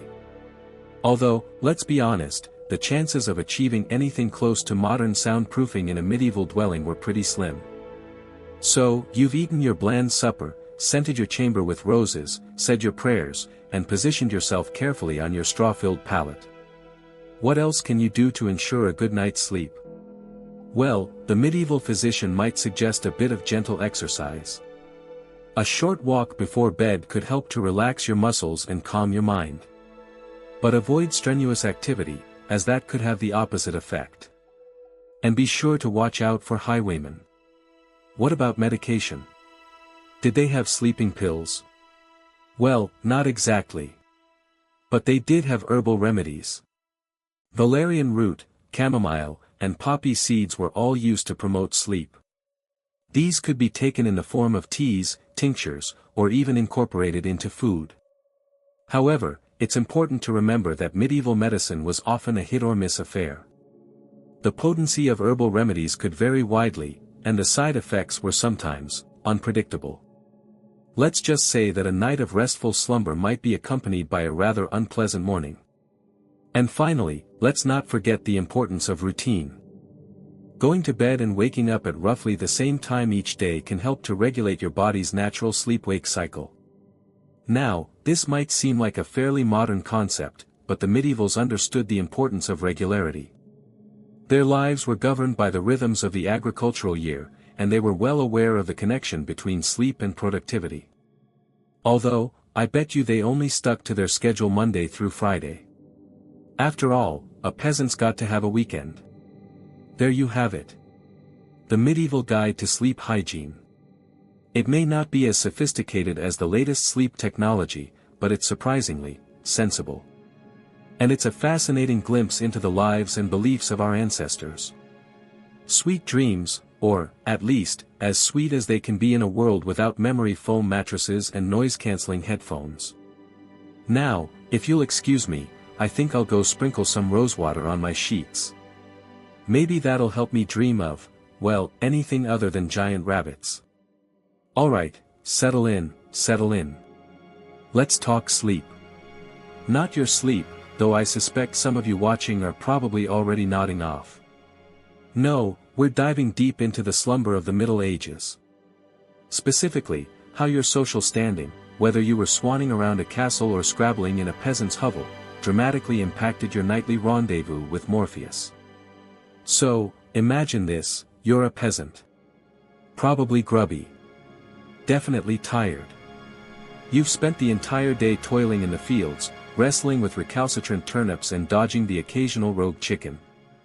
The sun, that merciless overlord, has finally dipped below the horizon, painting the sky in bruised purples and oranges. Your stomach's rumbling louder than a medieval trebuchet, and the thought of sleep is practically a religious experience. You trudge back to your one-room dwelling, shared with your entire family, and maybe a few livestock. The air inside is thick with the smells of wood smoke, damp earth, and, well, let's just say the sanitation wasn't exactly up to modern standards. Your bed. Forget the memory foam. We're talking a straw-filled mattress, possibly crawling with things you'd rather not think about too closely. You share it with your spouse, maybe a few kids if they haven't already been shipped off to learn a trade, and perhaps the family dog. Privacy is a concept as foreign as, well, central heating. Dinner is a watery stew, maybe with a chunk of stale bread if you're lucky. Once that's dispatched, you might say a quick prayer, gotta hedge your bets with the Almighty, just in case, and then it's straight to bed. No winding down with Netflix. No doom scrolling through Twitter. Just immediate, bone-weary unconsciousness. The thing is, your sleep isn't one long, uninterrupted 8-hour stretch. Oh, no. That's far too luxurious. You experience what historians now call segmented sleep or biphasic sleep. You drift off for a few hours, wake up for an hour or two in the middle of the night, the watching period, as some called it, and then drift off again until dawn. During that waking period, you might pray, tend to the fire, or even, get busy. After all, what else is there to do? Mainstream historical fact alert: the medieval church actively discouraged sexual activity unless it was for procreation. You know, keeping the population up and filling those tax coffers. The church also promoted a state of spiritual watchfulness. The quirky tidbit: there's some evidence suggesting that during this watching period, people would even share dreams and stories with each other. Imagine that, a medieval slumber party. Sounds like it would make for a great reality show. Historians still argue whether this segmented sleep pattern was simply a product of necessity, dictated by the lack of artificial light and the rhythms of agricultural life, or whether it was actually a more natural, biologically ingrained sleep cycle. Maybe we're all just wired to wake up in the middle of the night, and we've been fighting against our own bodies for centuries. Now, let's crank up the social ladder a few rungs. You're no longer a peasant. Congratulations. You're a merchant. You've clawed your way up from the dirt, amassing a tidy little fortune by trading spices, textiles, or maybe even, leeches. You now reside in a slightly less dilapidated house, with actual walls and maybe even a window or two that you can occasionally open without inviting the entire local insect population inside. Your bed is still straw-filled, but it's a slightly better grade of straw. You might even have a thin woolen blanket. Luxury. You don't share your sleeping space with the livestock, though your apprentice might be snoring away in the corner. Dinner is a bit more substantial. Perhaps some meat, some vegetables, maybe even a small glass of wine. You can afford candles, so you might spend an hour or two reading before bed. Probably something practical, like accounting ledgers, or possibly even a religious text if you're feeling pious. Your sleep is still likely segmented, but your watching period is a bit more refined. You might use it to catch up on paperwork or plan your next business venture. You're still bound by the rhythms of the day, but you have a little more control over your schedule. On to a mainstream fact: medieval cities were incredibly noisy places. Think of the cacophony of blacksmiths hammering, merchants hawking their wares, and stray dogs barking, all amplified by the narrow, echoing streets. You would definitely need a white noise machine. The quirky tidbit: apparently, some merchants employed knocker-uppers, people who were paid to wake them up in the morning by banging on their doors with long poles. Talk about a rude awakening. No snooze button for you, pal. Historians still argue about the extent to which wealth influenced sleep quality. Did having a slightly softer bed and a slightly less stressful life actually translate into more restful sleep? Or were the anxieties of business and the constant threat of theft and political upheaval enough to keep even the wealthiest merchant tossing and turning all night? Finally, let's ascend to the dizzying heights of the aristocracy. You're a lord.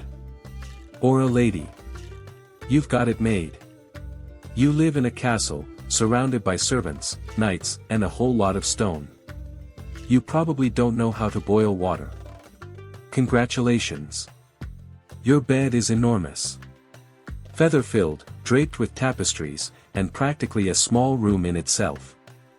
You have multiple blankets, silk sheets, and even a bed warmer, a pan filled with hot coals that slipped between the sheets to take the chill off on cold nights. You might even have a canopy to keep out drafts and prying eyes. Dinner is a feast.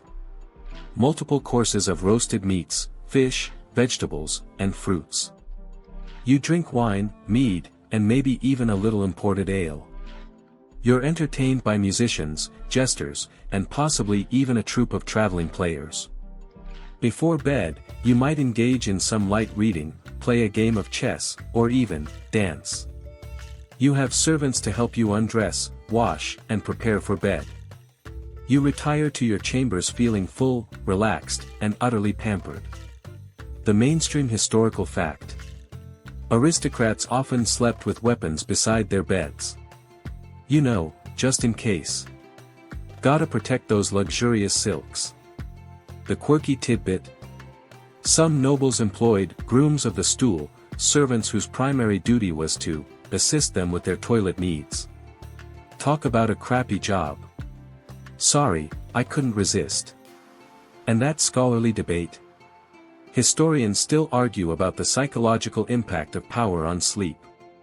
Did the constant pressure of maintaining their position, the fear of rebellion, and the intricate web of political intrigue keep even the wealthiest nobles awake at night? Or did the sheer privilege and lack of real responsibility allow them to drift off into blissful, untroubled slumber? We may never know. But it is a great window into what society was like. Alright, settle in, friend. Let's talk about sleep. Or rather, let's talk about the things that prevent you from getting sleep. You trudge through your day, fueled by caffeine and the sheer will to avoid a public meltdown.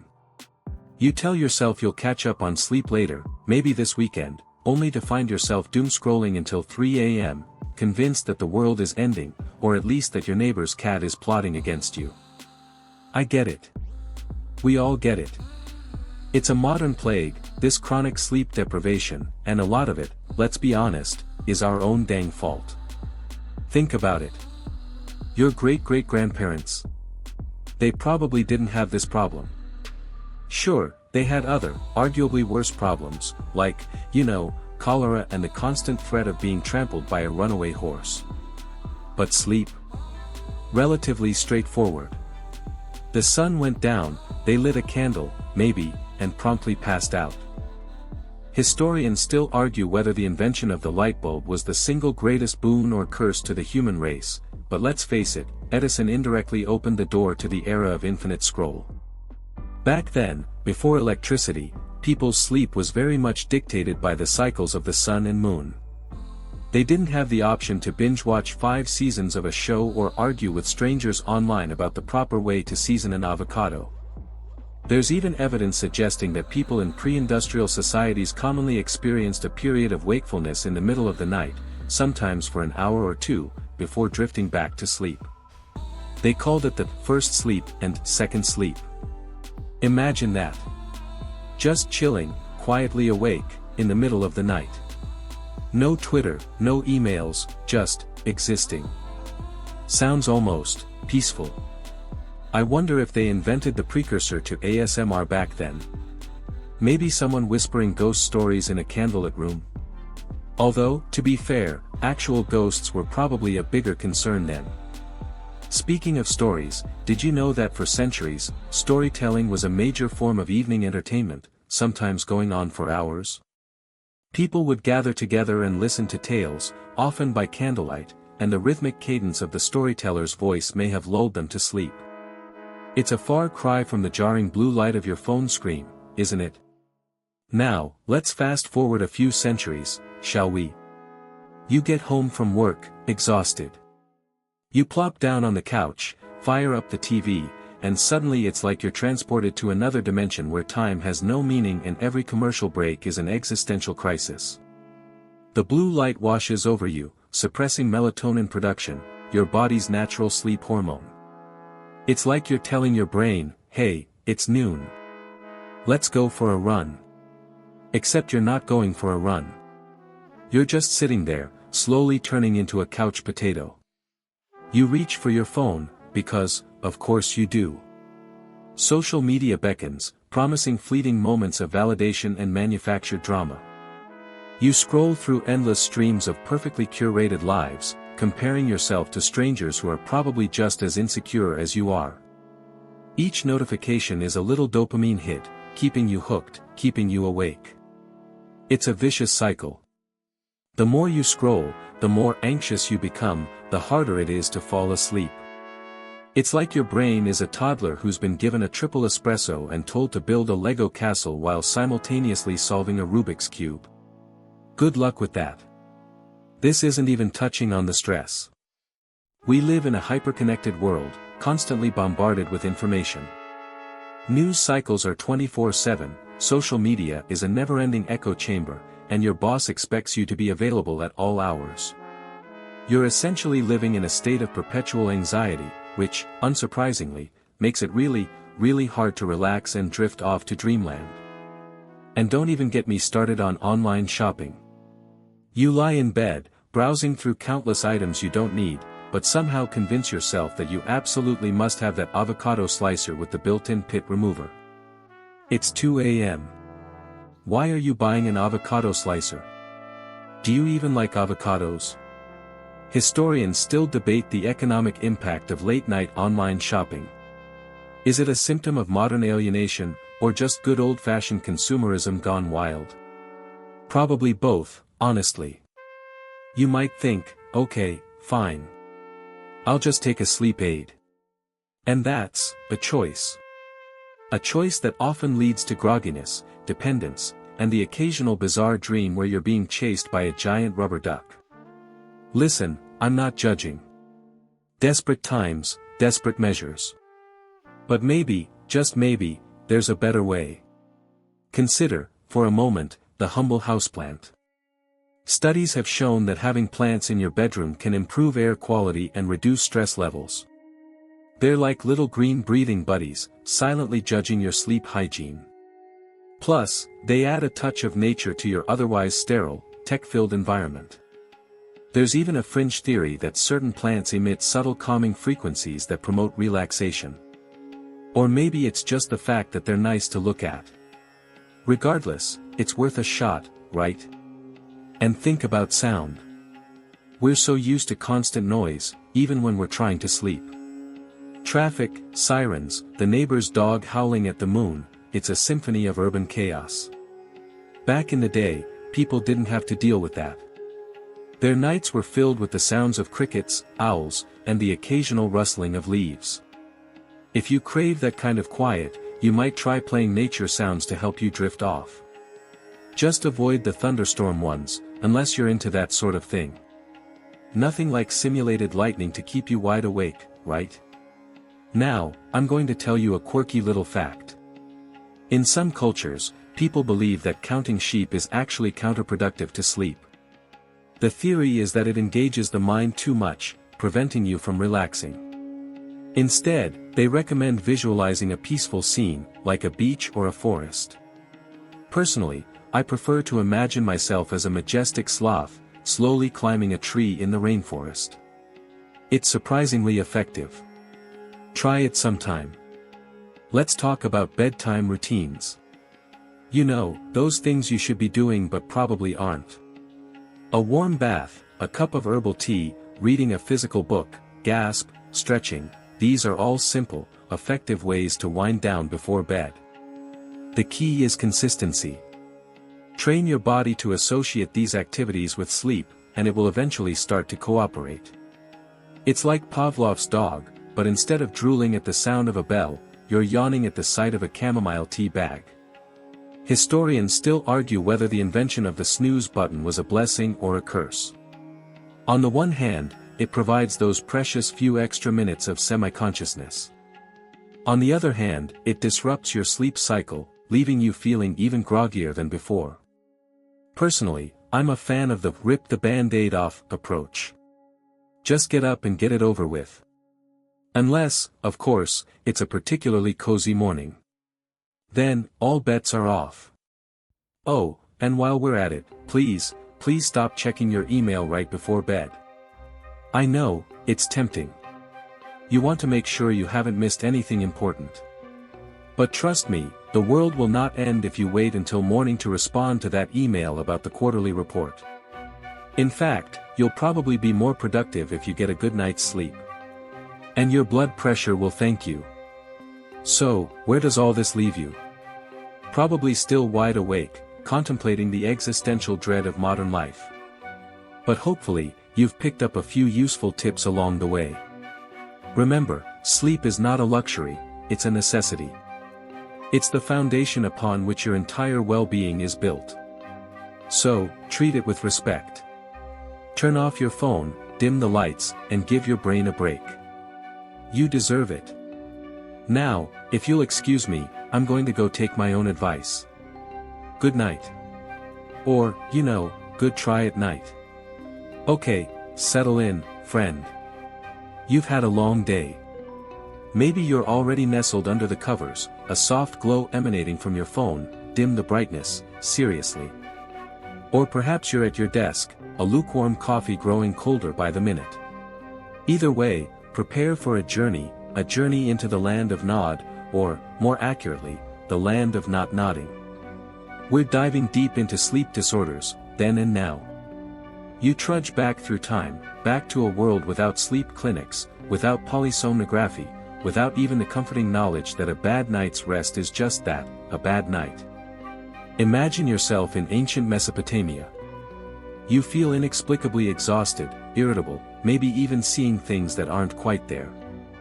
Your neighbors whisper that you're cursed, possessed by a restless demon. The cure? Not a CPAP machine, I assure you. Instead, you're presented with a ritual involving chanting, burning incense, and perhaps a sacrificed lamb. Fun times. Mainstream historical fact time. The ancient Egyptians linked sleep to the afterlife and believed dreams were messages from the gods. Which, honestly, sounds way more interesting than my last dream about trying to assemble IKEA furniture with a flock of angry geese. Quirky tidbit, there's evidence that some ancient cultures practiced something akin to sleep temples. Sick or troubled individuals would sleep in these sacred spaces, hoping to receive divine guidance through their dreams. Imagine the sleep paralysis demons they must have encountered in those places. Historians still argue whether these early practices were genuine attempts at healing or simply a way for priests to maintain power and influence. Whatever the reason, it's a far cry from the targeted, scientific approach we take today. You might even say it was, night and day. Sorry, I had to. Fast forward a few centuries and you find yourself in medieval Europe. You're a farmer, and you've been struggling with what we might now recognize as insomnia. You toss and turn, plagued by anxieties about the harvest, taxes, and the lingering threat of plague. Sleep is a luxury, not a right. Your solution? Probably prayer, hard labor to physically exhaust yourself, or perhaps a draught of ale brewed with dubious herbs. Maybe you'd even try a good bloodletting. That's the medieval solution to everything, right? You also probably think that the world is flat, but that's neither here nor there. A mainstream historical fact for you: during the Middle Ages, a common sleep pattern was biphasic sleep, that is, first sleep, a period of wakefulness, then second sleep. You'd sleep for a few hours, wake up for an hour or two for prayer or reflection or a late-night snack, and then go back to sleep until morning. It might sound bizarre, but some researchers believe this was a natural human rhythm before the advent of artificial light. Now, you scroll TikTok at 3 a.m. Progress? And on the fringe side? Well, some folklore attributed sleepwalking to demonic influence. Apparently, wandering around in your sleep meant you were vulnerable to being possessed. So, next time you find yourself in the kitchen at 4 a.m., staring blankly into the fridge, maybe consider turning on a light. You never know what might be lurking in the shadows, besides maybe a leftover slice of pizza. Historians still argue whether biphasic sleep was truly universal or merely a more common practice in certain social classes or regions. The debate continues, fueled by fragmented historical records and a lot of speculation. Now, you wake up in the Victorian era. You are a member of high society, you toss and turn in your ornately decorated bed. You suffer from neurasthenia, a catch-all diagnosis for a vague constellation of symptoms including fatigue, anxiety, and, of course, insomnia. The prescribed remedy? Rest cures involving extended periods of bed rest, bland diets, and a strict avoidance of intellectual stimulation. It's essentially being prescribed boredom. Sounds thrilling. A mainstream historical fact, the Victorians were obsessed with sleep and its impact on health and morality. They even had elaborate sleep etiquette guides, detailing the proper way to prepare for bed and conduct oneself during slumber. Imagine a society with official sleep rules. Thou shalt not snore excessively. Thou shalt not hog the covers. The sheer audacity of such a world. A quirky Victorian-era belief involved sleepwalking as a sign of heightened spiritual sensitivity. People were thought to be more receptive to messages from the spirit world while in a somnambulistic state. So, if you sleepwalk, you are basically a highly advanced spiritual antenna. Congratulations! Historians still argue whether neurasthenia was a genuine medical condition or a socially constructed illness reflecting the anxieties and pressures of Victorian society. You find yourself in the early 20th century. The advent of electric lighting has changed everything. You are a factory worker toiling away late into the night. Sleep is becoming increasingly fragmented and disrupted. Coffee is your best friend, but its effects are starting to wear off. Sleep disorders are on the rise, but the understanding of them remains rudimentary. Mainstream historical fact, the invention of the electroencephalogram (EEG) in the 1920s was a major breakthrough in sleep research. For the first time, scientists could directly observe brain activity during sleep, paving the way for a more scientific understanding of different sleep stages. That's the sound of progress, my friend. A quirky, but not entirely incorrect, fringe belief held that sleeping with onions near your bed could cure a cold by absorbing all the bad juju. I mean, it probably wouldn't work, but at least you'd have an excuse for why no one wants to get near you. Historians still argue about the extent to which the Industrial Revolution and the rise of artificial light contributed to the increase in sleep disorders during this period. But it's a pretty fair guess, right? Finally, you snap back to the present. You are surrounded by sleep trackers, white noise machines, and an overwhelming abundance of information about sleep hygiene. Sleep clinics offer comprehensive diagnostic services, and treatments range from CPAP machines to cognitive behavioral therapy. You have more tools than ever before to address your sleep problems, but paradoxically, you may still be struggling to get a good night's rest. A mainstream historical fact, sleep disorders are now recognized as a significant public health issue, affecting millions of people worldwide and contributing to a wide range of health problems. A quirky modern approach, weighted blankets are the rage. The pressure is supposed to mimic the feeling of being hugged, which in turn calms the nervous system and promotes relaxation. I mean, it's either that or people just like feeling like they are pinned under a pile of laundry. Historians, of the near future, will certainly argue about the long-term effects of our current obsession with optimizing sleep. Will we become a generation of hyper-aware, sleep-obsessed individuals, constantly chasing the elusive perfect night's rest? Or will we eventually learn to embrace the imperfections of sleep and prioritize overall well-being over rigid sleep schedules? Only time, and a lot more sleepless nights, will tell. So, there you have it. A whirlwind tour through the history of sleep disorders. From demonic possession to neurasthenia, from ritualistic sacrifices to weighted blankets, our understanding and treatment of sleep problems have come a long way. But one thing remains constant, the human desire for a good night's sleep.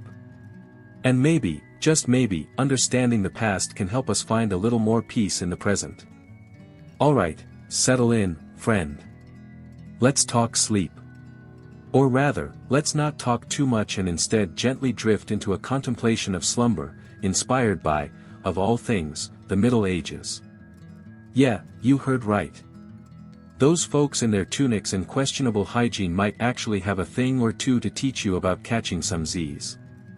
So, dim the lights, maybe brew a cup of chamomile, though they probably would have opted for something stronger back then, and let's get medieval on our sleep schedules. You trudge home after a long day. The fluorescent office lights are a distant, thankfully fading, memory. You peel off your socks, feeling that sweet relief of unshackled feet. Now, imagine that same scenario, but instead of socks, you're kicking off leather boots caked in mud and, well, who knows what else. Welcome to the medieval world. One thing they had in common with you. They were tired. After a day of tilling fields, blacksmithing, or, just generally trying not to get plague, they were ready to crash. Of course, their crashing might involve a straw-filled mattress on the floor of a drafty hut, but hey, at least it's a place to rest your weary head. One mainstream historical fact is that sleep wasn't always the neatly packaged 8-hour block we're told to strive for today. In medieval times, segmented sleep was the norm. You'd go to bed after sunset, sleep for a few hours, first sleep, as they called it, wake up for an hour or two for prayer, reflection, or maybe a midnight snack, and then drift off again for second sleep. Now, for a quirky tidbit, during that waking period, people engaged in all sorts of activities. Some even visited neighbors. Imagine popping over to Karen's at 2 a.m. to borrow a cup of ale. Historians still argue whether this segmented sleep pattern was a natural human rhythm disrupted by artificial light, or simply a practical adaptation to a world without Netflix. Either way, it's a far cry from our modern obsession with uninterrupted slumber. Perhaps there's something to be said for embracing a little wakefulness in the wee hours. Though, maybe skip the visit to Karen's. She gets a little intense about her garden gnomes. You settle into bed, scrolling aimlessly through your phone. That blue light assaults your eyes. Picture instead, a flickering candle, casting dancing shadows on the walls. Ah, ambience. Medieval lighting, for all its fire hazard potential, was undeniably conducive to sleep. One thing those medievals didn't have was smartphones. And this is a big thing. Another mainstream historical fact is the importance of communal sleeping arrangements. Wealthier families might have individual chambers, but for the majority of the population, sleeping was a social activity. Families huddled together for warmth, sharing body heat like furry, pre-electricity space heaters. Here's a quirky and fringe tidbit: some historians believe that the practice of spooning originated in these communal sleeping arrangements, as a way to maximize warmth and conserve space. Others argue it was simply the most comfortable position for a family of 7 crammed into a tiny bed. I, for one, welcome our spooning overlords. Historians still argue whether this closeness fostered stronger familial bonds or just led to constant arguments over blanket hogging. Probably both, if we're being honest. You snuggle into your duvet, a cocoon of modern comfort. Maybe consider inviting your partner, or even your pet, into the bed for a bit of that communal warmth. Just, not 7 of them. Unless you have a really big bed. You toss and turn, your mind racing with to-do lists and anxieties. Try this: imagine you're a medieval peasant. Your biggest worry is whether the crops will survive the winter, or if the local lord will demand more taxes. Suddenly, your looming deadline at work doesn't seem quite so apocalyptic. One mainstream historical fact is the prevalence of herbal remedies for sleep problems. Medieval apothecaries prescribed concoctions of valerian, chamomile, and other herbs to promote relaxation and induce sleep. Now for the quirky and fringe tidbit: some medieval remedies involved placing specific objects under your pillow, like a piece of amethyst to ward off nightmares, or a clove of garlic to attract better dreams. Look, I don't make the rules, I just report them. Although, I bet that clove of garlic would keep Karen out of your bedroom too. Historians still argue whether these remedies were effective due to actual medicinal properties or simply the placebo effect.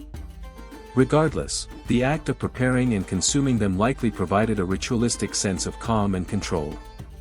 You reach for your melatonin gummies. Maybe try adding a sprinkle of dried lavender to your pillow. It couldn't hurt. Unless you're allergic to lavender. Then definitely don't do that. You finally start to drift off, only to be jolted awake by a loud noise outside. A car alarm, a dog barking, the neighbor's questionable karaoke session. The medieval world had its own nighttime disturbances. Imagine the sounds of livestock, the distant howls of wolves, or the ever-present fear of a surprise attack. The Middle Ages are not sounding so relaxing, are they? The mainstream historical fact here is the importance of watchmen. Communities employed individuals to patrol the streets at night, ensuring safety and order. Their calls, echoing through the darkness, were a constant reminder of the dangers lurking in the shadows. And for the quirky tidbit, these watchmen were often notoriously unreliable, prone to falling asleep on the job or getting distracted by, well, probably ale.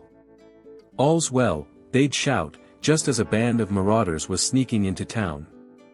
Some things never change. Historians still argue whether these watchmen actually deterred crime or simply provided a false sense of security. Either way, their presence shaped the soundscape of the medieval night. You reach for your earplugs. Maybe invest in a medieval-style watchman, though finding a sober one might be a challenge. Okay, friend, the wind down begins. It's time to let go of the day, to release the tension held in your shoulders, to quiet the buzzing in your mind. Imagine yourself back in that simple medieval hut. The candle has burned low, casting long, flickering shadows that dance on the earthen walls. The air is cool, and a gentle breeze whispers through the cracks in the wooden frame. You're wrapped in a rough spun blanket, the wool scratching softly against your skin.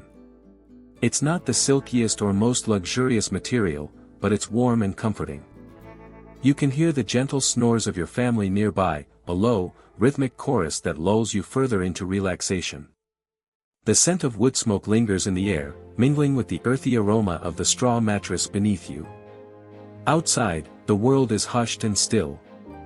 The moon hangs high in the inky sky, casting a silvery glow over the sleeping landscape. You can almost feel the weight of centuries pressing down upon you, a sense of connection to all those who have come before, who have also sought solace and rest in the darkness. There are no deadlines to meet, no emails to answer, no social media feeds to scroll through. There is only the present moment, the gentle rhythm of your breath, the quiet anticipation of sleep. Let your thoughts drift and meander like clouds in the sky.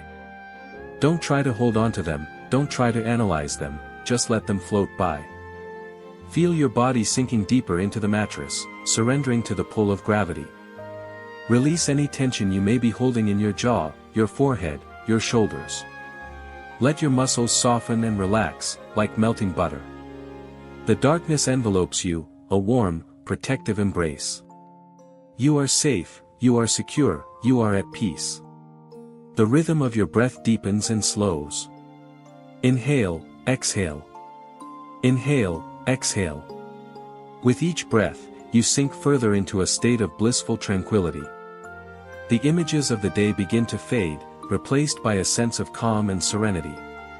The world outside recedes, and you are left alone with yourself, in the quiet sanctuary of your own mind. Sleep is coming, a gentle wave washing over you, carrying you away to a land of dreams. Surrender to its embrace, and let it carry you where it will. You are safe, you are loved, you are at peace. Sweet dreams.